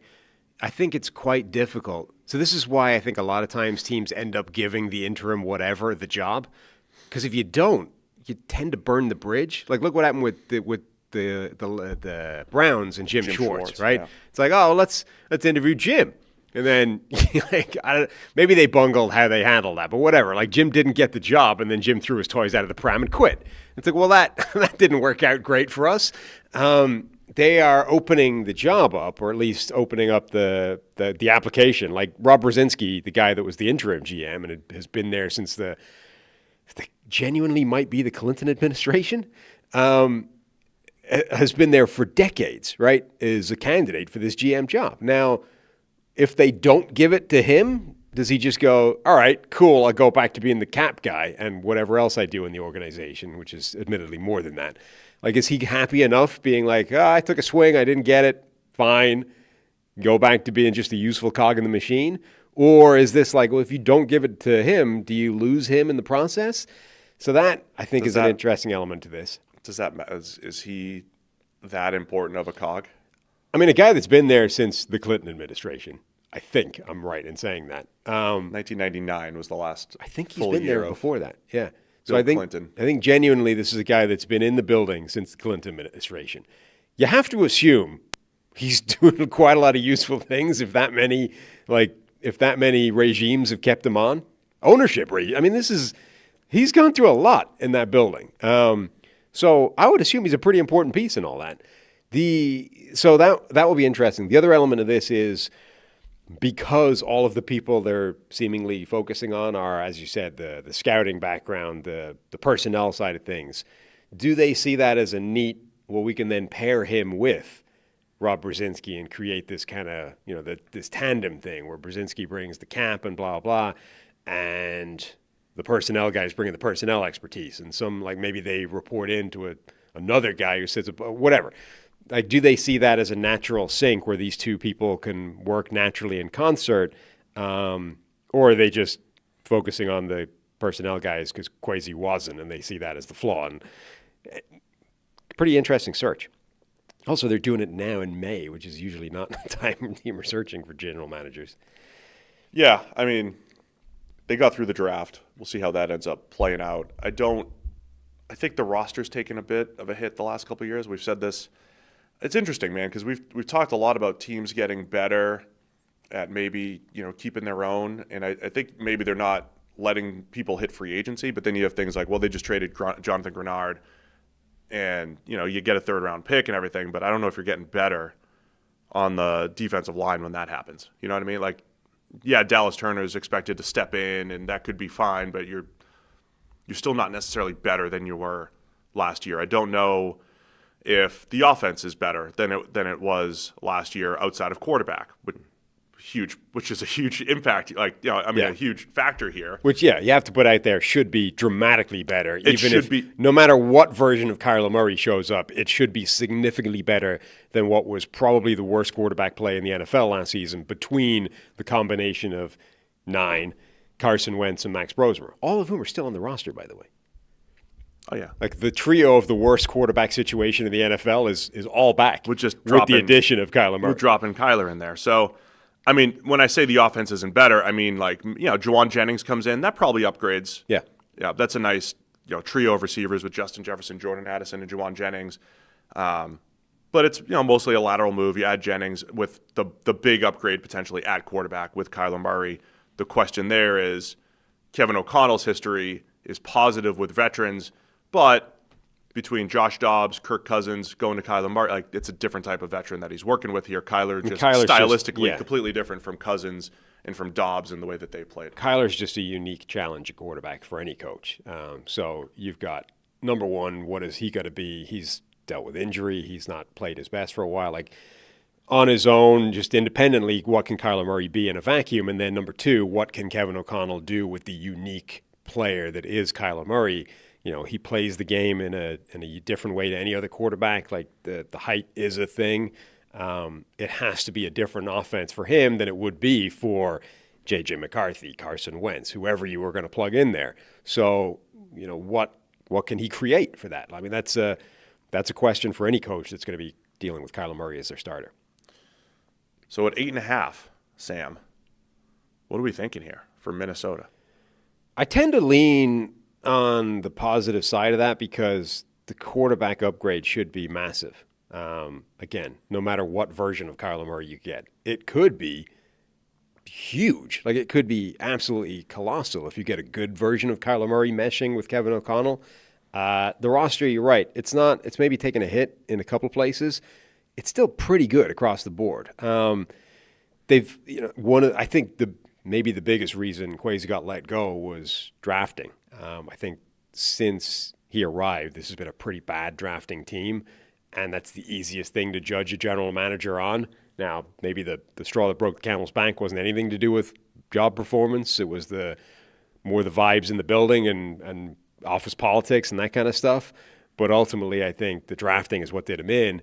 This is a completely whoever was calling the shots, whether it was Brian Flores with a chair and a whip in the corner and the phone, not letting anyone near it. This is the first draft with a completely different decision-making process. Just love right? that you've painted this picture that we've almost passed off as fact here. That's how the draft happened. Right. But this, Caleb Banks, Dominique Orange, Big Citrus, if I don't even know if the new decision-making process if it turns them from being a team that didn't draft well to just hitting one draft, right? If they just randomly hit a draft this year where all these defensive players that they added to the team, Caleb Banks, Big Citrus, Jake Golday, if these guys all hit the ground running and collectively it's like, the Vikings just stumble into a great draft. Like, if that happens, that makes a huge difference to this team. I don't know if any of those players, I like Golday. I don't know if Caleb Banks is good snap for snap. I get it. I don't know if they're good. Who knows? Nobody knows. My point is, if they drafted badly for several years now, if they just randomly stumble into a very good draft, that would make a huge difference to this team. What are they doing outside? There's a guy somewhere on this floor who I found the thing. It's it's one of those transporting carts. The noisy things that you get at like Home Depot or Lowe's, right? Yeah. The big giant cart that you transport like pallets of wood on or whatever. Well, this guy's just like transporting paintings and buckets of water or whatever for painting to the room that he's in, the building. Well, it's loud and obnoxious. Art supplies / art is being carted around the building in a very noisy way. If you're listening. All right. What are we doing? 8.5 here. I'm going over. You're going over? Yeah. Gosh, I can't go over on everybody. You always do. No. Why buck the habit of a lifetime? Let's go over. Let's just go over See? on everybody. Over on the Vikings. I've spun it into the NFC optimism show. Over for the Vikings. Over for the Saints because they're coming up next at 7.5. And this is the off-season darling New Orleans Saints. They've got elite beat writer Nick Underhill. Mm-hmm. They've got elite quarterback Tyler Shuck. They got Chris Olave, right? They've Jordan Tyson. Like, this is the off-season darling here, the New Orleans Saints. Their over-under is just 7.5. So the NFC South, just for the record, by the way, Falcons at 7.5, Panthers at 7.5. Now the Saints at 7.5. Are they all 7.5? Spoiler. That would be great. Bucks are at 8.5. Ah, boo. Zach himself is worth one win. Worth a win. Over with the Bucks. Saints over under 7.5. Hammer the over, right? this is off-season darling right now. Yeah, they've got to be one of the biggest hype teams in the NFL at this point in terms of the vibes and expect Carolina as well, I guess. But yeah, everything's pointing up for the Saints. I do like a lot of what they did this offseason. I think it's fair to have a lot of question marks with Jordan Tyson's injury history, but Jordan Tyson should be a very good receiver to add to this group. I think it's a good fit as well. With what they already had in Chris Olave, like he can complement or replace long term. Bryce Lance as well is a sort of second swing of the bat, double dip on that receiver thing. This is a talented group now around Tyler Shuck, and the offensive line, could be very, very good this season. Just looking at the numbers right now. What did I do? You made me take the over for the Vikings. I didn't make you. I'll take the. You wanted to go there anyway. I'm going to take the under for the Vikings. I got them on the lower end, numbers-wise. I got the Saints a little bit lower than I expected to. Really? I get the optimism for the Saints. There's some stuff to like. Yep, Saints have the second easiest schedule in the NFL, according to projected win totals and Warren Sharp's numbers. So again, I will go over for the Saints. Remember, one of the three teams in terms of easy that it matters for. The Lions are the easiest schedule. Saints have the second easiest. So, yeah, absolutely a reason to favor them. The other thing I would say, Kellen Moore, I think, year two as a head coach, and then Brandon Staley as defensive coordinator. Like we do this a lot in the football world, where he had some issues as head coach, and he was under the microscope with a lot of fourth down decision making, and maybe he didn't defend himself all that well when it came to press conferences and the whole thing. But he can coach defense as a defensive coordinator. That was the other part about the Chargers. Like the defense didn't really live up to expectations. But on either side of that, the Rams and now what we've seen with the Saints last year, like he could be this other X factor, I believe. Him and Kellen Moore, also fascinating situation that they flipped, right? Staley was the head coach and Kellen Moore was his offensive coordinator for a year, and now it's the other way around. That's the other part about this defense maybe playing up above their talent level. You got the easier schedule, and you got Tyler Shuck's ascension as a really nice second half. That enough of a second half last year that he was getting Offensive Rookie of the Year votes for a guy that, it wasn't like he was clearly outstanding, but he did some really nice stuff down the stretch. He looked really good last year, like very impressive. Again, but it wasn't the greatest situation in the world at all for Tyler Shuck, and he played really well, pretty consistently down the stretch. Like had he played the entire year, I think he would have been Rookie of the Year.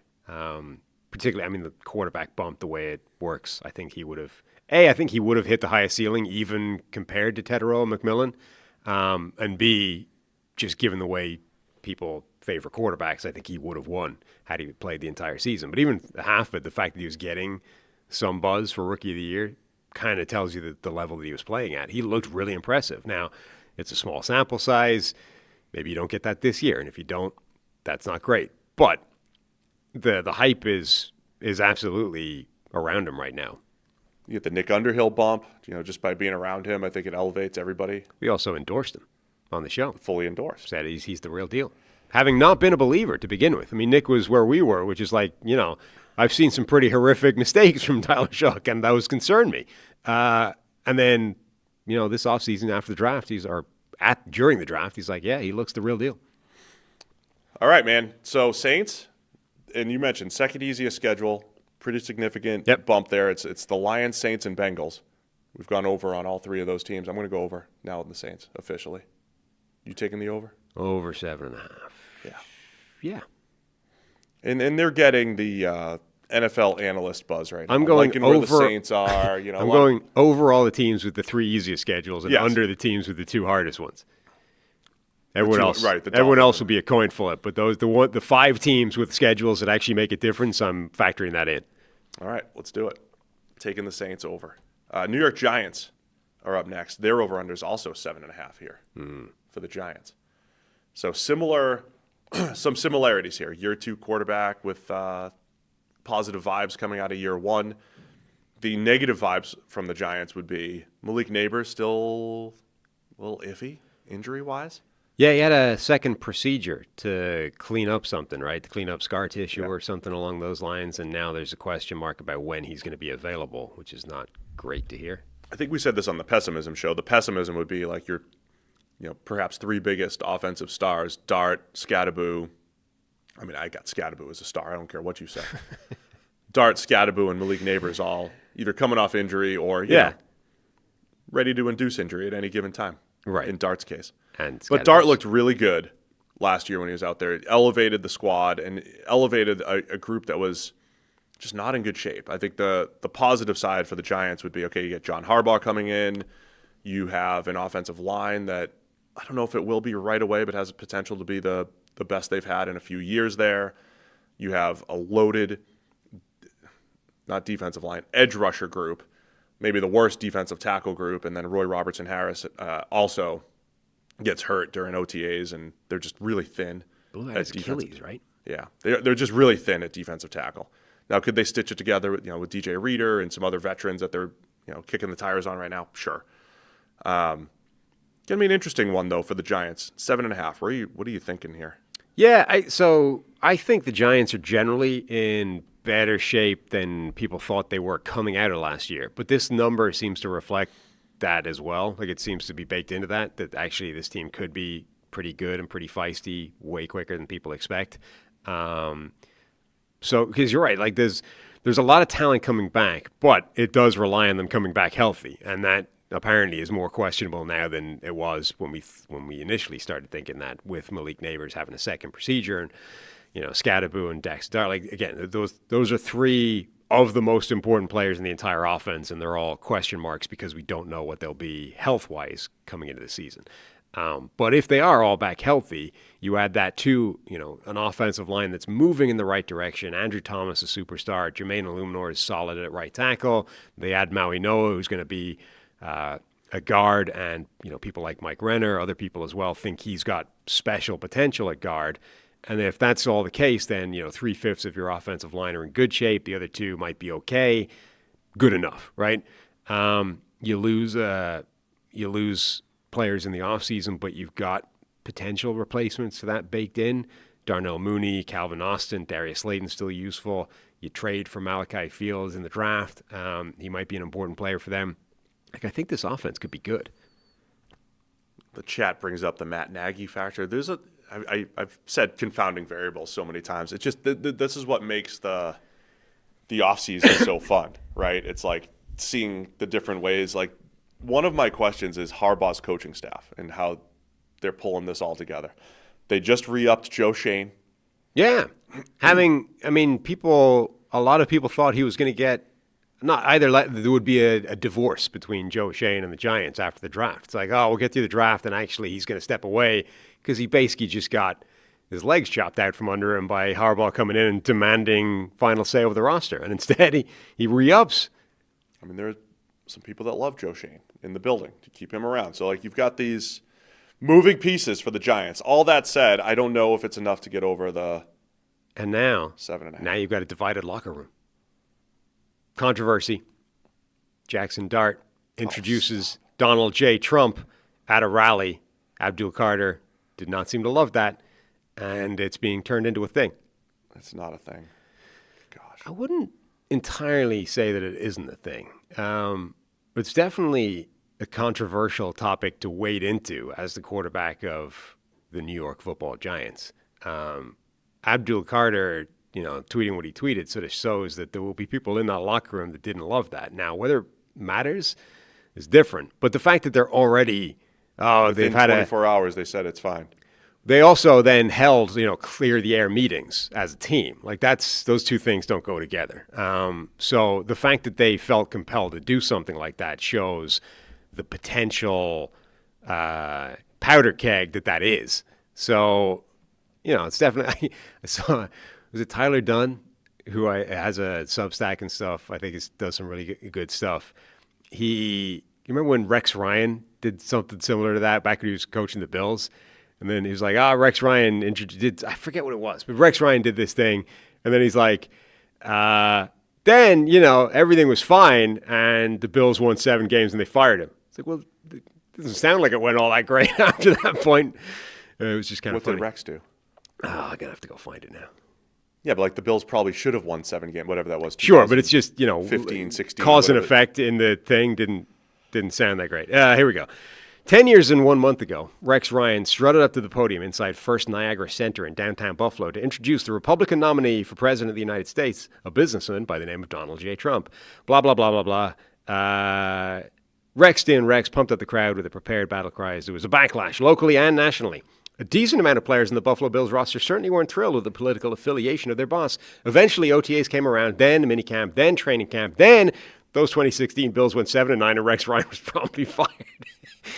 It's just, that doesn't, when you're trying to say it doesn't really matter. It all worked out. The point he's trying to make is they performed exactly as they should have. The 2016, was it, Bills? Yeah. I mean, it's never been a problem other than with Trump, basically. I'm just saying that's not necessarily evidence. That's not necessarily evidence that, all will be well after this. You want to talk about the downfall of society via Twitter. The downfall of society is that people can't endorse presidents or candidates without people being like, whoa, what are you doing there? That's the bigger issue. I think you probably can't anymore. Like, the way the world has gone, this has become existential for a lot of people. And even if you thought back in the day, even if you could back in the day, it calls into question judgment, I think, because you might argue, it's crazy that you can't do that. Sure, okay, fine, but you probably should know you can at this point. I would say I would rather normalize that people are going to have different political views in a football locker room. Yeah. Normalize that more than divide it.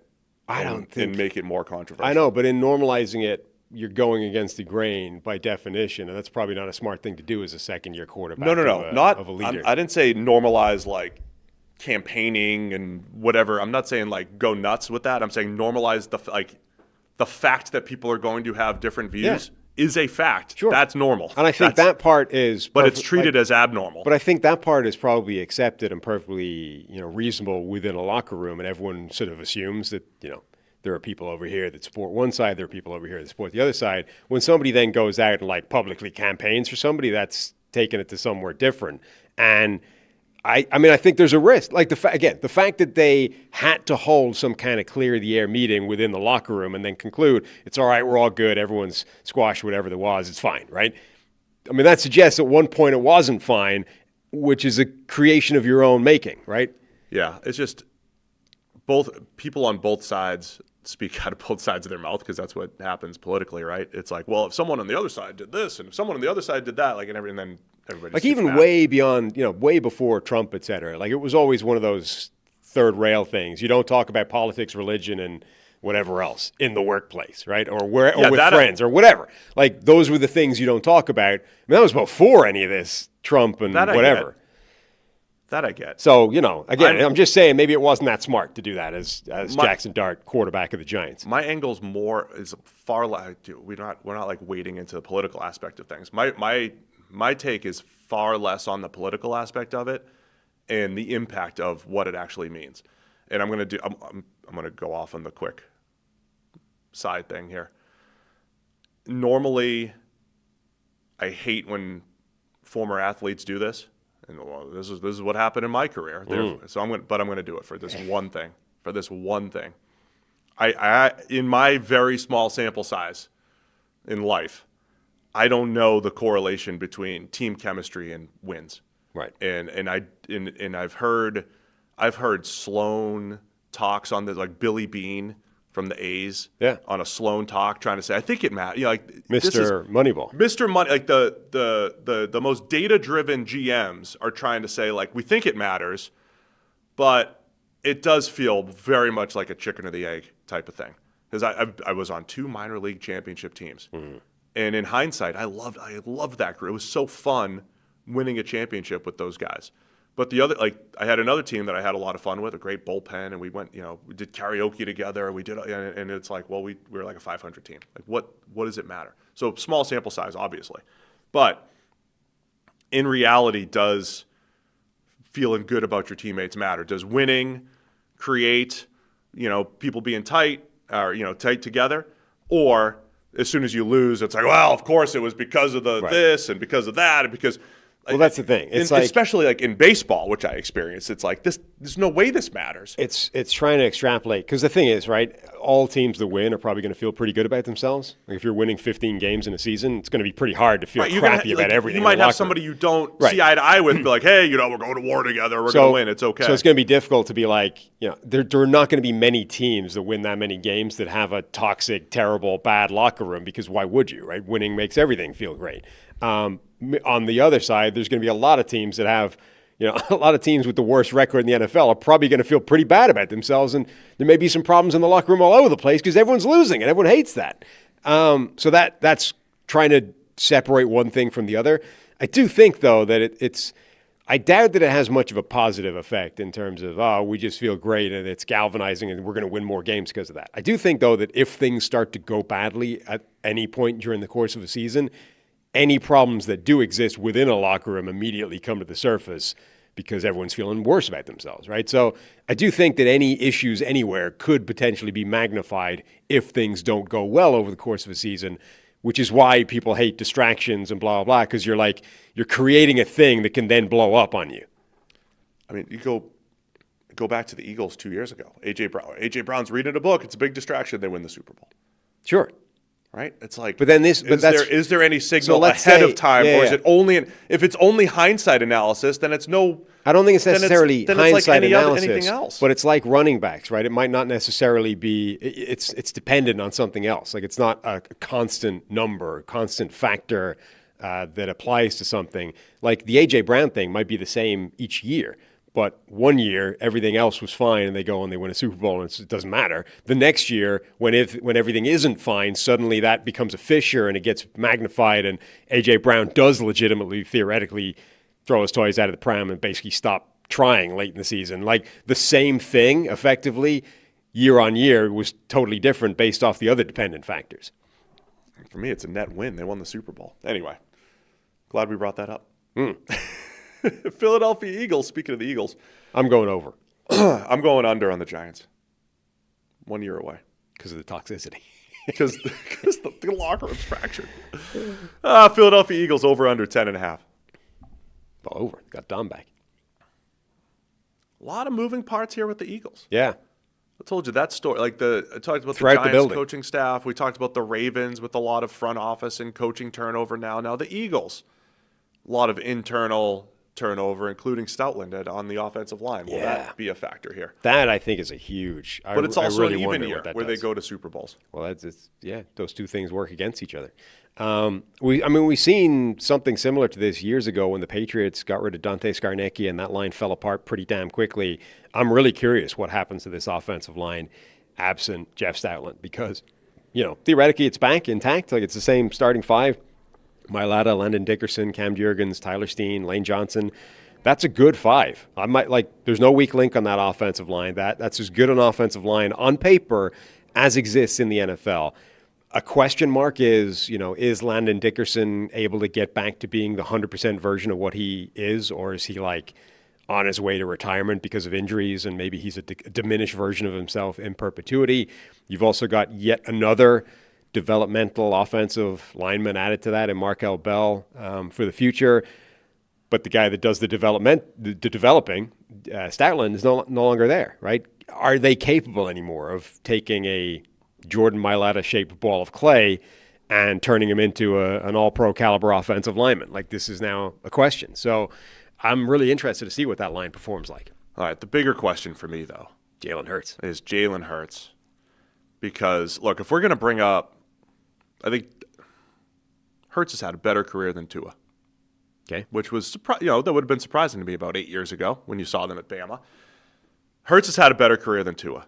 But you could also go back and say, okay, the turning point in his career was the addition of A.J. Brown in 2022. And Hurts has always had this innate, finds a way to win. And, they developed a tush-push with him. And he's a good runner. And he does, I think, just enough as a passer. But he's got some limitations to his game, but he could throw it. And they've won a lot of football games. They've always had A.J. Brown, though. And it always felt like this offense that in any given week, A.J. Brown and Devontae Smith is one of the best 1-2 punches in the NFL.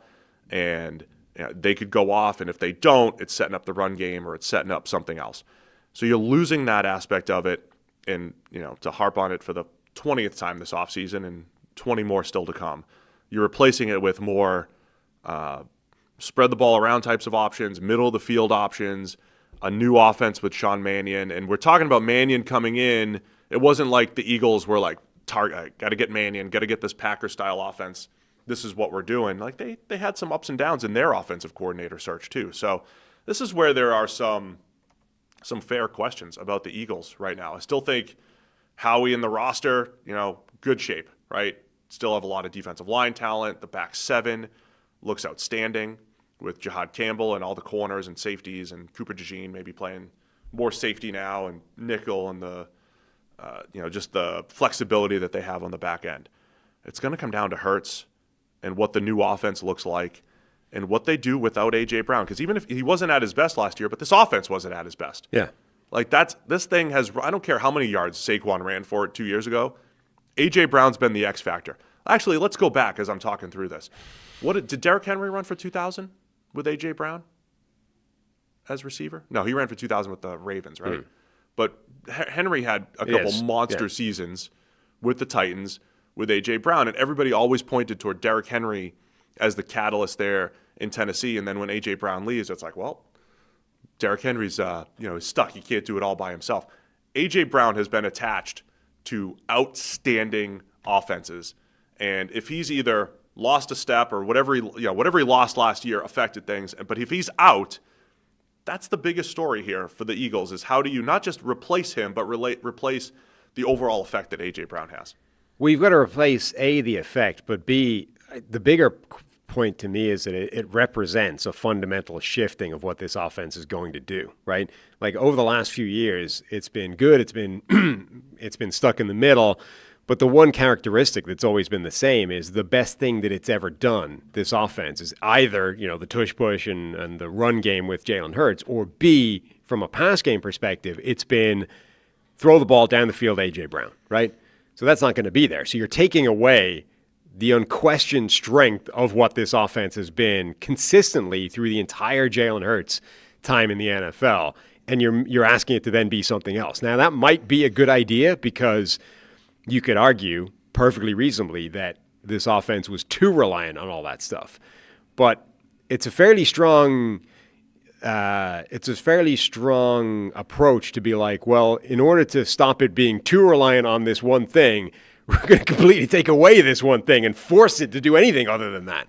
Like that's it's like the Vikings swinging from, well, we didn't like the analytics GM, so we're going to go to a guy who's never heard of analytics before in his entire lifetime and only exists on, handwritten scouting notes from the 1980s. Like you can do something. You don't have to go from one extreme to the exact opposite in order to try and fix the thing that ails you. The Eagles are going, well, the Jalen Hurts to A.J. Brown tendency to that just be the offense, we're going to get rid of A.J. Brown and force it, and we're not going to replace him with anybody that operates on the outside, really. We're going to bring in a Mekhi Lemon who operates best from the slot. We're going to bring in an Eli Stowers who operates best from the slot, and this is going to be the offense. We're going to force Jalen Hurts to do the things that he's been uncomfortable doing in the past because we believe that gets the best version of Jalen Hurts onto the field. They might be right, but that's a massive risk to be taken. Yeah, I just think it's a question. It's going to be fun to see it. I think the talent is excellent. I think even just having Marquise Brown and Dontavian Wicks as a combination, right? Some size, some and those speed. Are the guys that can operate on the outside. Right. But neither one of those guys is A.J. Brown. No, certainly not. And so that's what I'm most interested in seeing. We do this with quarterback analysis all the time. And the three that just off the top of my head quickly, Tua's stats in year 3 completely changed with Tyreek Hill. Jalen Hurts' stats completely changed in year 2. It's his second full year as a starter with A.J. Brown. Josh Allen, stats completely changed with Stephon Diggs. Now, that doesn't mean you can't keep it going without those guys. Obviously, Josh Allen has. Tua has not. Like, Hurts, I think he'll be fine. But I think they are legitimately just talking about a different style here that they're trying to get out of him. But talent-wise, it's the same old Eagles. It's one of the most talented rosters and best constructed rosters in the NFL. That's why it's 10.5. Yeah, they're still in a really good shape. It feels like this show has been, it's all down to how the quarterback plays. But this one, we're just getting ready for the season because that's all we talk about on Monday morning. It's frustrating the way that is, but it's the biggest X factor for the Eagles this season. Like they're taking schedule too, by the way. They're taking their quarterback who has got a very defined style and how he plays, and they're basically forcing him by personnel and scheme to do something different. In this case, though, it's not how good is the quarterback going to be. It's how does this whole how do all these pieces fit together? The new system, the 2 young rookies who I think are excellent pass catchers in Stowers and Lemon. It's more how the pieces fit and how do they get the most out of Saquon Barkley. He's running under center now. He likes to see it. Will he have a bounce back here? Because they didn't run it effectively, and they just didn't stay on schedule at all last year. And but it's like an every other year thing for the Eagles. And then the chat brings up a point that is worth making. It's worth at least raising the possibility that Devontae Smith has simply developed into the type of player that can replace what A.J. Brown brought on the outside without A.J. Brown in the lineup. We've never seen him have to do it because he struggled a little bit earlier in his career in exactly those situations. Then A.J. Brown came on board and he never had to do it again effectively, or at least didn't have to do that as a big part of his game. Maybe he's now good enough that he can be that guy and he can replace what A.J. Brown brought on the outside. And then Mekhi Lemon and Eli Stowers, and they're replacing the Devontae Smith part of that and the other areas of the offense. And, Smith is stepping into the A.J. Brown role. All right, man, what are you gonna do here? 10.5. I'm going over. Again, the theory that the best teams in the NFL win more than the top end of the win projection numbers. I think they win 12 games. Yeah. 7th easiest schedule per Sharp. I'll go over here for the Eagles. Over everybody except the Giants. They are very negative, though, in rest disparity. Only the Chargers have more negative rest disparity versus their opponents. And then they 9th most miles traveled. San Francisco 49ers are next. 10.5. They get the most miles and everything, right? 38,000. Because they're going to Australia. 38,105 miles. It's a lot of free nights. Only, hotels. we free flights. We joked about this when Trevor was on the show. We thought, the way like Florida, no income tax, hey, come play for the Dolphins. It'll make you more money. We were saying that a thing teams could use is like a selling point in free agency. It's like you can put the miles on your card. Flyer miles. Yeah. You can put it on your card. You get the miles. We're not going to do it. Crazy high taxes, but we'll balance it out with the miles. Yeah. With the miles. No, we're saying like it's not going to. That's literally why Mike Evans left Tampa Bay. It's not a selling point for the Mike Evans of the world, right? But for the undrafted free agents, it's like you can get all the miles. Look, we're going to Australia. We see the world. That's a perk. See the world with us. The equatorial circumference of the planet is 24,901 miles. San Francisco 49ers are traveling 38,105 miles. Modern-day Magellans, but in flights. It's a long way. It is. It's more than – it's like, 14,000 miles more than the circumference of the planet. That sounds miserable, isn't that? That's got to be why Trent Williams was demanding a trade. Like, who wants to sit on a plane? Do it in first class. It's fine. Yeah. First class, transatlantic, it's like a palace. Over under 10.5 here. Well, plus you've got the substation. Between plus that the and substation. Between that and the air miles. Traveling, like flying a lot is supposed to be terrible for you. I mean, you got the deep... Sitting, generally. Well, it's both. It's the sitting, it's the recycled air, it's the dehydration. It's supposed to be terrible across the board. It's a nightmare. Sitting's the new smoking, they say. Deep vein thrombosis, it's a catastrophe. Yeah, look at us sitting here for 3 hours at a time here. You're now combining deep vein thrombosis with the substation. I mean, that's... We might as well be smoking butts right now instead of sitting for 3 hours, killing ourselves. Same as flying. You can at least move your legs around and stuff. Can't really do that in a plane. No, definitely not. Certainly not you. Accidental middle seat. Yeah. Definitely not. All right, what are we talking about here? The Niners. Which is stupid reasons the Niners aren't going to win games. So they remind me of the Packers a little bit, where I don't know if they're going to get Steve's sign-off on every roster move that they've made the last couple of years. Okay. But the underlying factors of the coach, the quarterback play that continues to upgrade. Again, I think Purdy's the best quarterback that Shanahan's had since Matt Ryan. And he's, I think, proven that beyond when he stepped in and had this incredible roster. I mean, this roster is much worse than it was 3-4 years ago. Yeah. It just is.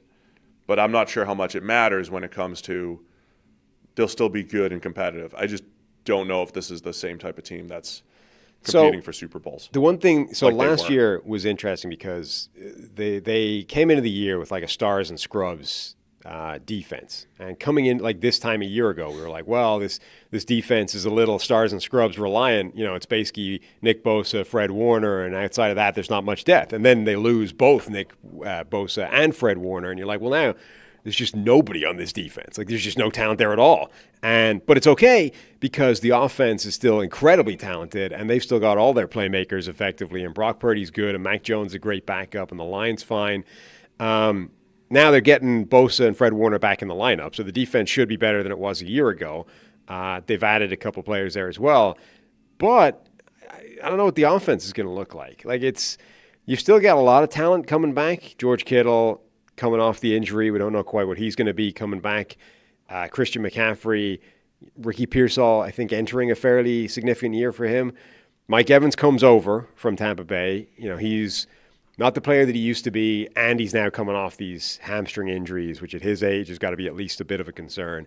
And then you've got the addition of DeJon Stribling, who most people saw as a fairly significant reach in the draft, but does feel like a perfect receiver for this offense. So, you've got losing a player like Juwan Jennings. You've got losing some version of George Kittle in terms of, how long it's going to be till he's back 100%. But you're offsetting that with Mike Evans coming over, Deshaun Stribling being drafted. Like, what are those guys going to be right away? It's a bit of an offense in flux at the moment relative to at least a year ago and certainly a couple of years ago. And they got really hot last year until they ran into Seattle, basically, right? I mean, and they still have that, right? They still have Seattle in the division. You've got more of these McDonald defenses around the NFL. That's been the Purdy kryptonite, so to speak. But it's been a very good offense. I'm less concerned about the offense. I think I'm still more concerned about the defense, right? It's losing Nick Bosa, losing Fred Warner, massive. Even if those guys are out there, the same thing we said about the Lions and Hutch, the same thing we said about the Packers and Parsons, who's the other guy. I like the addition of Osa Odighizuwa. He's getting a little bit older. Michael Williams, still projectable, pretty good run defender, but he's not a great pass rusher just yet, still young. I mean, there's still questions at their ability to get after the quarterback. Yep. And I would just say the secondary, generally. I thought they overachieved a little bit in 24. Some of those players, they weren't really there last year, but that coincided with a lack of a pass rush. So I've got as many questions about this defense. It makes you feel like, having seen what we saw last year, right, which is what happens if you take Nick Bosa and Fred Warner off this defense, it makes you feel worse about everybody else that's there because you're like, well, I've seen what happens when they have to do it by themselves. Yeah. Now, is that fair? Because you're not, like, theoretically you're putting Bosa and Warner back on the team and they don't have to do it by themselves. Like, you should really be judging them by what they look like with those two guys on the field. But it does make you feel worse about just the overall talent level of everybody that isn't Bosa and Warner, having seen what happens when they have to get it done by themselves. I just think, they've taken a bit of a hit roster-wise these last couple of years. I also think I mentioned last year really quick that last year's draft class was the most important one in the NFL because I was saying the same thing. Like, their roster's taking a hit, and they're going to rely on these young guys. I mean, it turns out they were very good last year. They were one game away from the number one seed. So that's like my reservation with this is I think Shanahan has such a high floor. Yes. As long as he's got his quarterback. You could go through, and they had 6-win seasons and everything, but every time it was with his quarterback injured or just crazy injuries and substations. I just think the floor is really high with Kyle. He's really good. Yeah. He absolutely is. That makes it tricky. I want to say under because the roster. I mean, we're talking about this was a Super Bowl caliber roster for a couple of years ago. It's not there anymore. Is that just because either one of two things are happening? It's because Purdy's got to be a $50 million guy now, and you just can't keep everybody, or you hit this run of hitting on Debo and Kittle and Ayuk and all these players, and it's just you've run out. They've been one of the worst drafting teams in the NFL for the last 4 years, and at some point that's gonna run out. That's the thing. You pointed that out last year that, like, this is a really important draft because they're going to need, again, this time a year ago, we were like, they need Michael Williams and one of the defensive tackles, Collins or CJ West. Like, one of those guys needs to play well. They probably need at least two of those three to play at a reasonable level. Otherwise, this defense could be in trouble. And none of them played at a high level. And they lost this Nick Bosa. Like, it was insane that they won games given what they were dealing with when what we thought the concerns were heading into the season got like 8 times worse than they could have been. So what you described as one of the most important drafts in the entire NFL last year, if not the most important, was yet another draft where it doesn't look like yet they've gotten anything out of it, right? Like, so far, I mean, maybe some of these guys emerge. Like, I'm not writing off Michael Williams, Alfred Collins, Upton Stout. Upton Stout was probably the best player from that draft class last year. Which is, again, just this run of, like, pretty catastrophic drafting from this team. So as much as you want to be like, oh, Stribling can step into the Jennings role and it's a perfect fit for this team, and, Romulo Height's been added to the team, and Kyle thinks Kalen Black is RB1 in the draft or whatever, like, all right, I mean, maybe all that happens. On the other hand, maybe this is just another crappy draft that they've had in the last run of 4 or 5 crappy drafts. Like, on the one hand, you can look at last year and say, well, they showed that Shanahan brings this incredible high floor to the team, and they're going to win a lot of games because they got a lot of talent. the other hand, you can look at it and be like, how did they win? It seemed illogical and nuts that they won as many games as they did last season. Like everyone was waiting for the wheels to fall off, and they didn't really fall off until they ran into basically one of the Super Bowl teams. And that was the bridge too far. But it does make you wonder if, did they overachieve last year given the problems that they had? And actually, maybe this team takes a step back even though they're getting 2 of their best players back? 3 of their best players. Yeah, this is a tough one, man. I'm going to say under because I'm like off-season vibes check. I feel like they're on. But I feel like the vibes are okay for them. It's just that I wonder if that's fake. Yeah, I actually feel like everyone. A world. Niners fans that are tuning in here. There's also a world where you're looking, you're like, man, you added Mike Evans. He's still Mike Evans, right? When he's healthy, he's still capable. You added Mike Evans and Bosa and Fred Warner, basically to this roster that won a lot of games. A lot of games last year. So you could spin it either way. Right. I'm going to go under though. Same. I feel like last year may have been a bit of an overachievement. Seattle Seahawks over under 10.5 wins. Super Bowl champs, they always go over. Disrespect that they're second in their own division, tied for second with the Niners. Disrespecting in the win Super Bowl totals champion. Behind the Rams. And disrespecting Darnold. It's just disrespect across the board. Disrespecting, what is he, executive of the year, John Schneider. It's just straight disrespect top to bottom, everywhere. So easy over for Seattle. They're running it back. But it does, I think, again, when you compare it to the Rams, like if these two teams were effectively in the same place last year, and only one of them could win a Super Bowl, the win projections, the win totals suggest exactly what I outlined, which is that since that point, the Rams have done a better job than the Seahawks of improving versus a year ago. Like they've taken their biggest weakness and turned it into a strength at corner. Like the Seahawks have lost some players, they've added some players, and maybe they're in the same spot overall. Yeah, that's the thing. They're pretty much in the same spot. I think much like with Ben Johnson, Mike McDonald's already proven how you can go win a Super Bowl. Yeah. Are we just in the world where Mike McDonald's a top 5 coach and, even if the roster does take a hit, he's going to elevate? Or say Kyle Shanahan, hear me out. Mike McDonald, Super Bowl champion. Kyle Shanahan, Super Bowl choker. We know as soon as he gets there, he's just going to blow it or whatever. But Kyle Shanahan has a decade of really consistent coaching, elevating his offense, 2 decades of elevating quarterbacks. There's a really big sample size here. So I just wanted to preface this before Seahawks fans are like, how dare you compare Mike McDonald to the choker, Kyle Shanahan?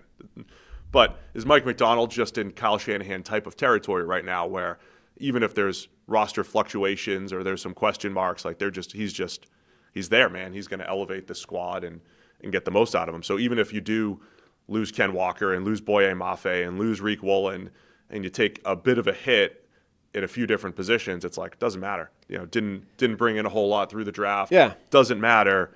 Mike McDonald, we got him. And Mike, we trust here. Yeah, so if you start with the defense, I think that Mike McDonald, like he did for years with the Ravens, I think he's capable of taking, as long as you're not looking at a team and saying, man, there's just nothing at this particular, if you've got a glaring weakness, a massive hole at a position group within a defense. I think if you're just saying there's quite a lot of talent in this defense and there's no massive glaring weakness, I think, Mike McDonald has shown now that he's running the in vogue defensive scheme. That defense is going to be really good again, right? Maybe it's not going to be the best defense in the NFL, but it's going to be a high-level defense playing at a high level. It's going to cause problems. It's going to be good. It's not going to be a problem. Then you go to the other side of the ball and you say, okay, what is the offense relative to last year? Can it back up what it did a year ago and go to the Super Bowl again? Rashid Shaheed made an impact in this team when they traded for him midseason. They re-up him. They bring him back. They pay him pretty decent money. Does that leave Torrey Horton a little bit redundant, just sort of blocked in terms of what he can do? Maybe, but that's not necessarily a cap or a problem for the offense. Cooper Kupp, sort of TBD in what he can bring at this point in his career. The big question, obviously, is the backfield. Will they let Super Bowl MVP Ken Walker leave? Zach Charbonnet is coming off an injury, so he might not be the same guy for a while. And so they're sort of boxed into this corner of having to draft Jadarian Price higher than I think they would have liked to have drafted him in the draft. and hope that gives them a sort of a lateral move year on year. Now, number one, it might not. And number two, that if it does, though, that leaves them pretty good in the offensive side as well. I mean, Sam Darnold's the winningest quarterback in the NFL over the last 2 years, including the Super Bowl run. That's easy enough for me. We've been defaulting to, what's the quarterback going to do? We got 2 years of excellent play from Sam Darnold. Last year, we were just talking about the 2-game collapse. Now we're talking about, man, dude went on a Super Bowl run and, handled some of that, handled the Rams multiple times, handled some of the issues that he's had previously. We could maybe declare Darnold's good now. Yeah, I'm no longer. And we don't have to sit here and wait for the regression. So you have that. Yeah. A lot of the offense back. Mike McDonald running the defense. I'm taking the over on the 10.5 here. Yeah, I no longer have any expectations that Darnold is going to cease to be a good quarterback. Which, by the way, good quarterbacks also have bad games, and he had a 4-interception game last year. That could still be it. That's all legal, and it's okay to have that. But he's had years, right? And he's absolutely. But he's had an awesome couple seasons here. Yeah, Darnold, he's I think shown some significant mental resilience throughout that entire time. Number one, just bouncing back from the way his career had panned out is impressive. But number two, also he's had some significant setbacks in that time of being the winningest and one of the best quarterbacks in the NFL in the last 2 years. He's had some real low spots during those 2 periods and has consistently bounced back from them, either within games, week to week, coming back the following year, blah, blah, blah. He's shown a hell of a lot of resilience, which is pretty impressive. And that's why, we all spend this offseason. Who's the next Sam Darnold? I don't know. Yeah, you're probably not finding one anytime soon. It's not like Sam Darnold's the first former first-rounder to get a second chance. Those guys get millions of chances. Yeah. And sometimes Darnold steps up or a Baker steps up, but Darnold stepped up to a whole different level than even Baker or Geno Smith and some of the others. Mm-hmm. I'm taking the over. Yeah, same. I understand there now being separation between the Seahawks and the Rams, but I don't think that the Seahawks have had enough problems or losses with this roster that they won't still win 11-plus games. The only thing that would stop them would be the division, right? The fact that they have to play so many good teams within their own division, let alone the rest of the schedule. Just laughing about something else for the coming up later. Tampa Bay Bucks over under 8.5. The rest of their schedule, by the way, they're middle of the pack in terms of strength of schedule, how good their opponents are. They are relatively good in terms of rest disparity, and then like the other teams in that division, they travel quite a long way, though a lot less than the Rams and the 49ers. So there's a boost. They only traveled 22,056 miles, so less than one trip around the planet. It's nothing. It's like nothing. But Tampa Bay Bucks, the highest win total in the NFC South at 8.5. Yeah. So the Bucks are the favorites in the South. Yeah. Despite the Panthers being the defending champs. Did I see Dano having them as in the Super Bowl the other day? Was that his hot take? Not in, but one of those contenders capable of. I'm on the other end for the Bucks. So my Bucks take last year was that they were close. They were losing the divisional round, losing the wild card round, back-to-back years, division then the wild card, and that they had run it back with a lot of the same personnel last year for the most part, and in the same year where the Lions had taken a bit of a step back and the Eagles had taken a bit of a step back, which both of those things were true. And I'm thinking, well, the Bucks with this continuity, this might be their opportunity. Now, we didn't know that Seattle would emerge the way they did or that the Rams would take the big step forward the way that they did, but the Bucks did not take advantage. And now you look at their roster and where they are, and I think they've taken a hit. I think they've got as many questions as anyone coming out of this offseason. Secondary's a bit of a question. Do they have enough? Back seven generally, have they fixed that enough? You've got the two longtime Bucks, Mike Evans and Levante David, out. Yeah. You have Bucky Irving, the most recent comments that, we'll see if, his injury lingers into the fall. So questions about Bucky as their number one running back. Baker's play has, been up and down. Part of last year's optimism for me was all right, he's been pretty consistently good, but last year, again, up and down and maybe too reliant on his legs at times and getting banged up. I don't know, man. Even though our friends over there calling plays, I don't know if feeling great about where the Bucs are right now compared to the last couple of years, right? Compared to where they have been. Yeah, and you've also got the kind of weird way that last year went, which is I think there was a lot of optimism on them going into the year, but then their offensive line got injured and fell apart, and everyone was hurt early in the year. And yet Baker Mayfield, like going into October, people are chanting MVP for Baker Mayfield, and it wasn't crazy. I mean, he was playing, he was playing at a really high level and was sort of doing the MVP moments, right? Like the clutch 3rd and 13 scramble play to keep the drive alive and win the game. And the Bucs were they 5-1, 4-1? And the only loss they'd had was to the Eagles. They beat the Seahawks. They beat the 49ers. Like, they beat some really good teams with, no offensive line, with receivers injured, with Baker doing his third down late in the game magic. And you're like, well, logically, when this team gets healthy, when the line comes back healthy, when the receivers get healthy, this team should be one of the best teams in the league, or at least minimum remain as good as they are when they're 4 or 5-1, because if Baker's, if his third down witchcraft regresses, it'll be offset by the other guys getting back healthy. 4 wins in the final minute. Yeah. In the first 5 weeks, I believe. And the thing is, it didn't go that way, right? People got healthy, Baker did regress, and those two things didn't even out. Actually, they just got a lot worse as a net overall outcome of that. So you're in this world where it didn't pan out the way you thought it would.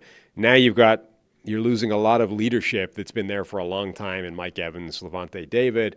I still think personnel-wise, the offensive talent is still very good. TBD on whether you're getting Bucky Irving back 100% or not. But even if you don't, Kenneth Gainwell, Sean Tucker, these are guys that can operate the backfield at a reasonable clip. The receivers, it remains to be seen how you replace Mike Evans specifically, like his role within the offense, the outside X receiver. Do they just shove Ted Hurst into that, the 3rd-round draft pick, and say, you're running a ton of X routes, good luck? Or do they rotate that through everybody, right? Does Jalen McMillan, Emeka Ibuka, Ted Hurst, Tez Johnson, Chris Godwin, do these guys just all take a little bit of a turn? And this offense, everyone moves everywhere. But I think personnel-wise, that's a group that should still be pretty damn good for Baker. They got Cade Otton back. He's got his tight end that he likes to throw to. So I think the offense should be pretty good if Baker, plays the way he can play. Yeah, and it's interesting because we keep saying we think the Bucs have drafted pretty well and brought in a lot of good football players the last couple of years, and I believe that's true. But maybe part of it's losing Evans, Baker's inconsistency. I'll tell you what could change their fortunes the other way, though. If Ruben Bain has Jared Verse year 1 type of impact, which I think is in his range of outcomes for sure, right? If he is an impact. Did you see his face mask? No. He's got a Bane face mask, like a Batman Bane. The face mask is modeled after Bane. It's probably going to the Hall of Fame. This is what I'm saying. Yeah. So Bane, he unlocks Yaya Diaby as the other rusher on the other side, and all of a sudden things change. Maybe it's just like a staleness, though, of Todd Bowles, his defense, where that they've, if they didn't win a couple extra games a couple years ago, how are they going to do it this year? I guess that's where I'm hesitant with the Bucs right now. Yeah, I mean you can see it, but it does. Ruben Bain, I think, is genuinely a pretty big variable in how this team plays. He could hit the ground running and absolutely dominate the way he did in college, and that changes the defense. A big question, though, as well. I generally think this idea of a coach is the game's passed the coach by is a minimum overstating these types of things. If you're going to ask that about anybody, though, I think Todd Bowles would be the guy you would ask it about. He's always had an unusual scheme defensively, how he goes about things, the blitz-heavy stuff. It does feel like it's been exposed more in recent years than it did early. Do teams just understand how to play this defense now? And if they do, then it's too exploitable. And ironically, one of the guys that's exploited it the most is now on the coaching staff on the other side of the ball. Now there's then a question of genuinely, does he use Zach Robinson to self-scout his defense? He should. A smart thing would be, first thing you do with Zach in the building is, hey, give me a 2-page dossier of everything you did to attack me, because Kirk Cousins should not be hanging 500 yards on my defense. If that conversation didn't happen already between him hiring Zach Robinson and going into the season, I think that's like a negligent lapse in judgment. But maybe that improves the defense. If it doesn't, though, and if Todd Bowles is just, wedded to a scheme that is slowly becoming more and more outdated, then they're in a little bit of trouble on the defensive side. Here we go. Here's the main face. The last guy that wore that was Will Golston. That's honestly the only reason we have it. We ordered that one for him, and then he retired. But so between wearing nobody on the Sam team right jersey now and wears getting fitted for your Bane face mask, I mean, there's no way he fails. Yeah, I think for things to go well for the Bucs, Emeka Egbuka looked so good early in the season, and it was, if he could be that actual number one, which people didn't necessarily think about him coming out, but he looked like he could do it through 6, 7, 8 weeks of the season last year before he got hurt. Basically their last 2 first-round picks. If Egbuka is special, if Bane is special, I think that changes their fortunes. But I'm going to go under here for the Bucs. Hater. Under the 8.5. So I think Carolina goes over. I think New Orleans goes over. What did I say with Atlanta? I got to go under, right? Just Probably. for those two things to happen. Probably. You hate lefties generally, so you probably went under. Hate lefties. You probably went over. I don't know. You've been going over as much as me. I know. That's the thing. I probably need to balance it with an under for Tampa Bay. No one keeps track of this stuff anyway. We're good. Hate lefties. You do. You think they throw horribly? I don't. I just think that every terribly. lefty that has a janky throwing motion, I do think looks different if you flip the tape. Did you ever look at Brunell's motion and be like, man, that looks like that was beautiful? Brunell and Vic. I'm not saying every lefty looks like they throw janky. I just say a lot of them do. Did you ever flip Kellen Moore's lefty motion? Maybe he looked good. Probably did. No, he still threw. I don't think he ever had a problem motion-wise. He's not one of the ones that I think has a janky 32 throwing miles motion. an hour. I needed him on the radar gun. 32. He probably touches. Oh, can you imagine him and Joe Milton throwing back to back? Oh, it'd be amazing. What are you doing for the Bucs? Make a call. Under. Oh, you're taking the under. Yeah. Okay. Let's wrap it up. 32 out of 32 here. The Washington Commanders, their over-under is 8.5. What was it last year? We were like, hey, regression coming for Washington. Could ask AI, but it won't tell you. When I was chuckling, did you see the Javon Kinlaw interview? Yeah. I saw the best. PFT. It's always how you caption these things. And PFT had the best caption, which is Javon Kinlaw replaced commas with the word shit. And it was amazing. And he literally did. He really did. He just listed out a bunch of players. And instead of the comma, he said shit. That's how he did it. I've never seen anybody do that before. It's amazing. It's feeling better. What if I just changed a punctuation term with a swear word? I'm feeling better about the Commanders' defensive line because of that. After Kinlaw's description of the number of dogs that they have. The funny thing is, he was also just listing a bunch of players that haven't been good. It's like, all these guys could play, and then listed a bunch of guys that haven't really shown evidence that they could play. But they got Adafe Owe and Caleb Vaughn and Dietrich Wise and Amenahue and Tim Settle. He mentioned Settle. And Newton, Johnny Newton, Jerzon. Year 3 for Johnny. Who hasn't shown anything yet, really. So, the big story for Washington would be new system, Jaden Daniels. They're going to be under center more with Jaden. This is like the new analytics is like just take snaps from under center. You'll be fine. It's like the new NFL. So they're under center now, so everything's going to be better. It turns out the most efficient way of playing football is to go back to 1985. There was railed against as being a dinosaur a couple of years ago. What it is. It's all cyclical. Just do the opposite of what everyone else was doing the last 5 years, and you're innovative. Anyway, Jaden Daniels being healthy, I think, changes a lot. I mean, we have a guy that looked like, much like C.J. Stroud, looked like he was on the cusp of superstardom, being in this top 5 QB conversation going forward after a rookie season. But last year, battled injuries, didn't play as well either, but we just didn't get to see enough of Jaden Daniels. I mean, if he's as special as he looked as a rookie, that immediately puts the over in play. And then you look at the improved front seven, and I think reasons for optimism for Washington here.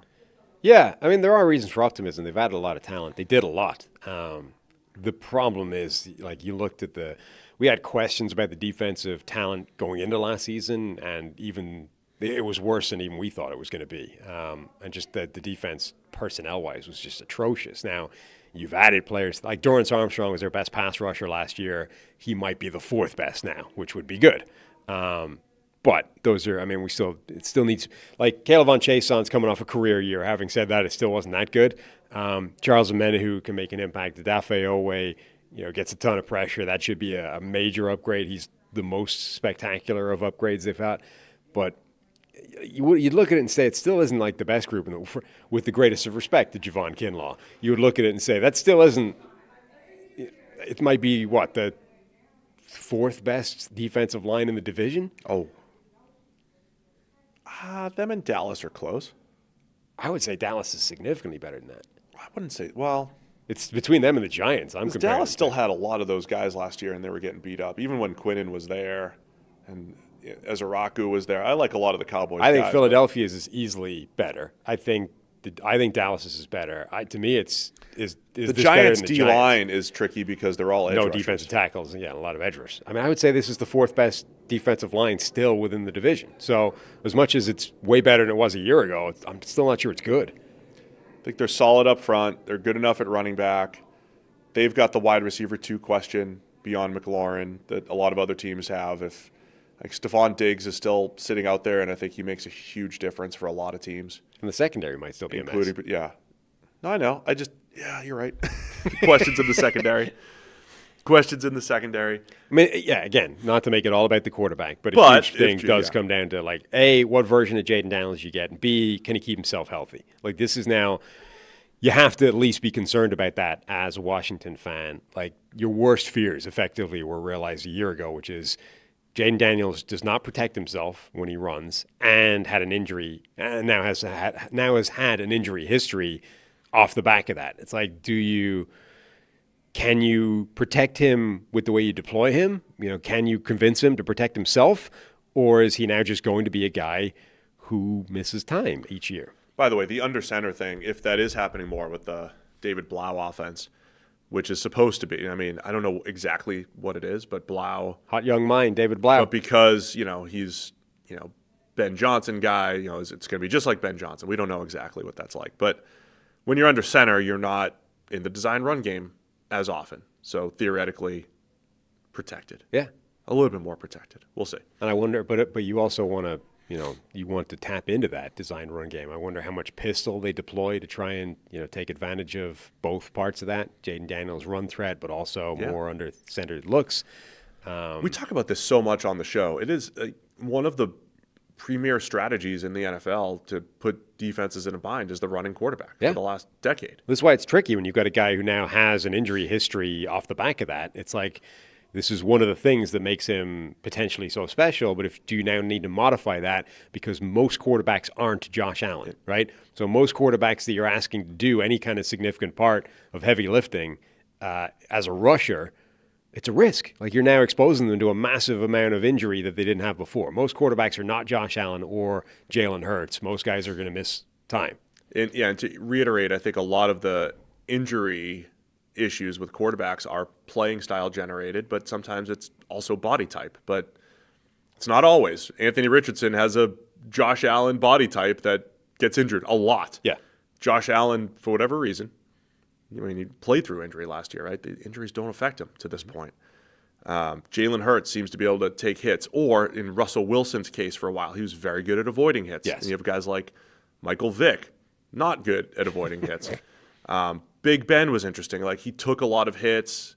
Big Ben he'd was get banged more up. He'd miss a play here and there, but he'd play through a lot of stuff. He was on the Josh Allen spectrum of the dude. You just tape him up and he's good to go. Cam Newton had some of that, right? But eventually it ended up hurting his career. Look, there's so many different ways to go. This is why I don't like the people that say there's no such thing as being injury prone, because I think there is. There are people that are made of glass, and there are people that are made of whatever pig iron Brett Favre was made out of, right? Brett Favre got hurt and he got injured, and things, it's not like he survived every hit completely intact, but you replace Brett Favre with 99 other quarterbacks and give him the exact same exposure to hits and that he had over his career, 99 people are getting worse injuries, or they're getting a worse injury profile than what Brett Favre was able to come out of that with, right? Some people are just more durable than others. And Brett Favre was durable, and Josh Allen is durable, and most other quarterbacks are not. And so if those are the guys you're asking to tap into the running ability, you are automatically increasing their injury profile by doing that. And that somewhere there's a balance where you're okay, it's worth it, but that is now that's a difficulty that you have to wrestle with, that You didn't have to bother with if you just had a quarterback that couldn't run. All right, man. I think I'm going to go over here. To outline, to back up you mentioned the wide receiver 2 thing. Ian Hartitz had a tweet that said, every Washington Commanders OTA clip is Jaden Daniels throwing the ball to someone that will be a great answer to the name a random wide receiver question in 5 years. Ian's elite posting. Which is true, outside Van Jefferson, Traylon Burks. Yeah, I do like Antonio Williams. But oh, yeah, De'Ami. Wow, he's back. Luke McCaffrey, Nick Nash, the great. Nick Nash? Mm-hmm. They got Nick there? Well, they'll be fine. So, where are we going to go? They got a guy in this roster called Colston Yankoff. Name him in 5 years. That doesn't make me feel better about their prospects this year. What's our number? You sure he's not? He's a tight end, but he's on the roster. I'm happy for him. Always happy for people named Yankoff. 8.5. 8.5. I don't feel great about Washington going under. I'm going to go over. Not just because of Yankoff. Going over for Washington. I'm over on 75% of the teams once again this year, officially. I'm glad you went under for somebody. Yeah. Really quick as we wrap it up, some of that running quarterback. I wonder if this is worth a discussion with some other theoretically smart NFL people.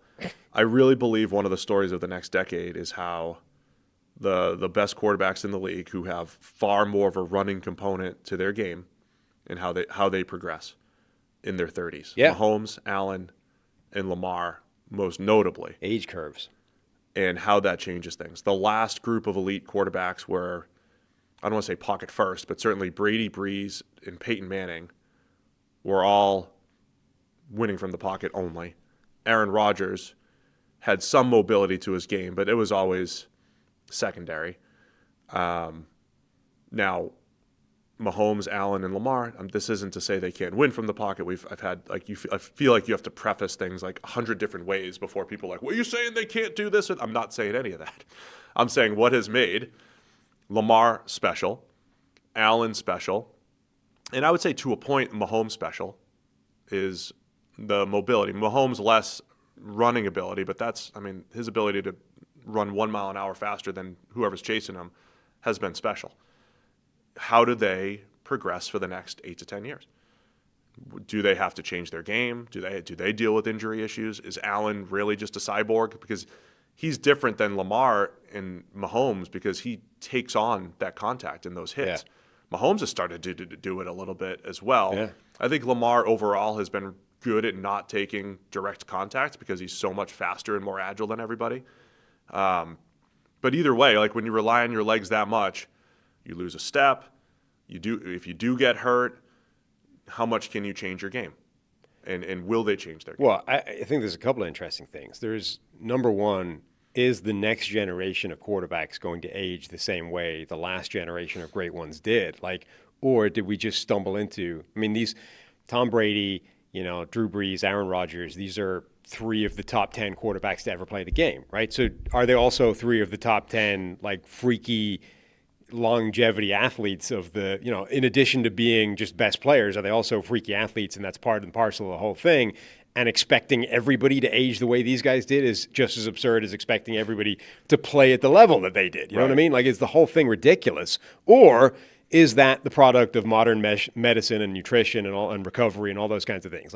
Have we now reached an age where quarterbacks can be expected to play way beyond 40 when 35 used to be the age where you look like Ken Stabler and you'd been in, you'd been in a biker gang for the last 15 years. And then secondarily, real quick, when you said aging, Breeze, Brady, Peyton, Rodgers, they all played well into their late 30s. Yeah. They still most of them hit walls at 40, 41, whatever. Joe Montana was physically toast at the age of 36, 37 or whatever it was. But Eli Manning, the gap of the 35 to 40-year-old. Matthew Stafford just won MVP and played arguably the best season of his career at the age of 38, I think. So, I think it is reasonable to expect that number to go up. Any quarterback in today's NFL has never been hit the way Joe Montana got hit by the Giants that one time that almost murdered him. You know what I mean? And he dealt with that every week. So, of course, they're going to last longer because they're not taking those hits on a weekly basis. So I think it's reasonable to expect that number of like, what's the age where quarterbacks just stop being viable to go up and up and up. But is it going to go as far as Brady and Rodgers have pushed it? Probably not. And then the secondary thing is, to what extent does that get offset by the fact that suddenly we're tapping into rushing quarterbacks more than we've ever done, right? Like you said, Tom Brady's never had to run at all effectively, right? Has Josh Allen taken the years that he would have saved off his career by modern medicine? Has he taken them off again by trucking linebackers on 4th and 1 to get a first down? Because that's the thing about, data and like, well, I saw this guy do this and this is what happened. Like Cam Newton is the closest proxy for Allen in playing style, right? And it started to affect Cam, shoulder injuries and leg injuries, and it started to affect him. And he wasn't even like, Cam was interesting because he wasn't like a run around to make plays guy. He was a pocket passer who was also a big part of the design run game, but not just design run game like running outside. He was a downhill runner. And eventually it just was too much. Chat brings up Steve Young. Like Steve, different era because you didn't have design runs, but Steve Young ran way more than most quarterbacks of that era. And he hit, 1999 was the year that he just got popped by my Jags. And that was it. Like that was pretty much the end of his career. But that wasn't necessarily because of the mobility thing. Everybody talks about the blown protection by the rookie running back. But what was he, 36, 37? Right. He was at that age where, But he also didn't really start his career until he was, 29 or 30 or whatever it was. Like he just didn't have an extensive prime, basically, Steve Young. So I just think it's fascinating. I just think it's something really interesting. I mean, you're always dealing with crazy small sample sizes, but we have yet to reach the end of the sort of first generation where rushing quarterbacks have become a much bigger thing, not as a, hey, there's one guy here, one guy there, but like as an institutional thing in the NFL, like trend-wise, we've yet to reach the point where the real first generation of those guys has reached the end of their playing lifespan, and to know what impact that has. Like, does it shorten their careers? Does it shorten it more than the amount it's being lengthened by the improvement of nutrition, recovery, the rule changes that are benefiting those guys, like the fact that you can't kill them the way you could with Joe Montana back in the day? Like, this whole how does quarterback age now it's a total open-ended question. It's a good point, right? Because rule changes, but a whole group of these guys are, when it's 3rd and 4, like this didn't happen 15 years ago. When it's 3rd and 4, QB sweep with your elite quarterback is in the playbook. Like literally just putting the ball in his hands and saying, go get the first down, not scramble for it. Like you're running it, right? No matter what. Design run for Josh Allen, for Lamar Jackson. Mahomes less so, but we know how much of Mahomes' game is make plays outside the pocket, scramble when needed, and pick up first down. So I'm interested to see how they age during this decade. And then at some point, if Allen, Mahomes, Lamar in particular, those are the 3 guys I'm mostly looking at. If those guys decide they need to take fewer hits, they've all shown, they can win from the pocket, but can they win at an elite level from the pocket? When you lose some of those edge plays, right? The plays that put them over the top into superstardom are the things that they can do with their legs. Can you replace those with just more traditional read it out and find the open man and just throw the ball consistently from the pocket? It's going to be interesting because it'll. If at some point they decide we have to change, 4 or 5 years from now, can they execute it? Right. So that's just looking forward to the next decade, seeing how things go. Is anyone else? I mean, Jaden Daniels is too young to even think about that at this point. Herbert and Burrow don't run enough, I don't think. Like Burrow runs around a lot and Herbert scrambles, but I don't think they run around enough to be like they're more like a Rodgers type of player, where it's not, or a Luck type of player. Anyway, that's it. Show's over. Doing 2 shows a week, 9 a.m. Monday and Thursday. Throughout the offseason, got some fun stuff planned here. We'll hit on some of the news as it breaks. Never know when A.J. Brown's going to get traded once it hits June. Never know. As soon as June happens, you never know what's going to happen. All right, that's it for us today. Thanks to everybody for tuning in. We'll see you again Monday, 9 a.m. More. Check the mic.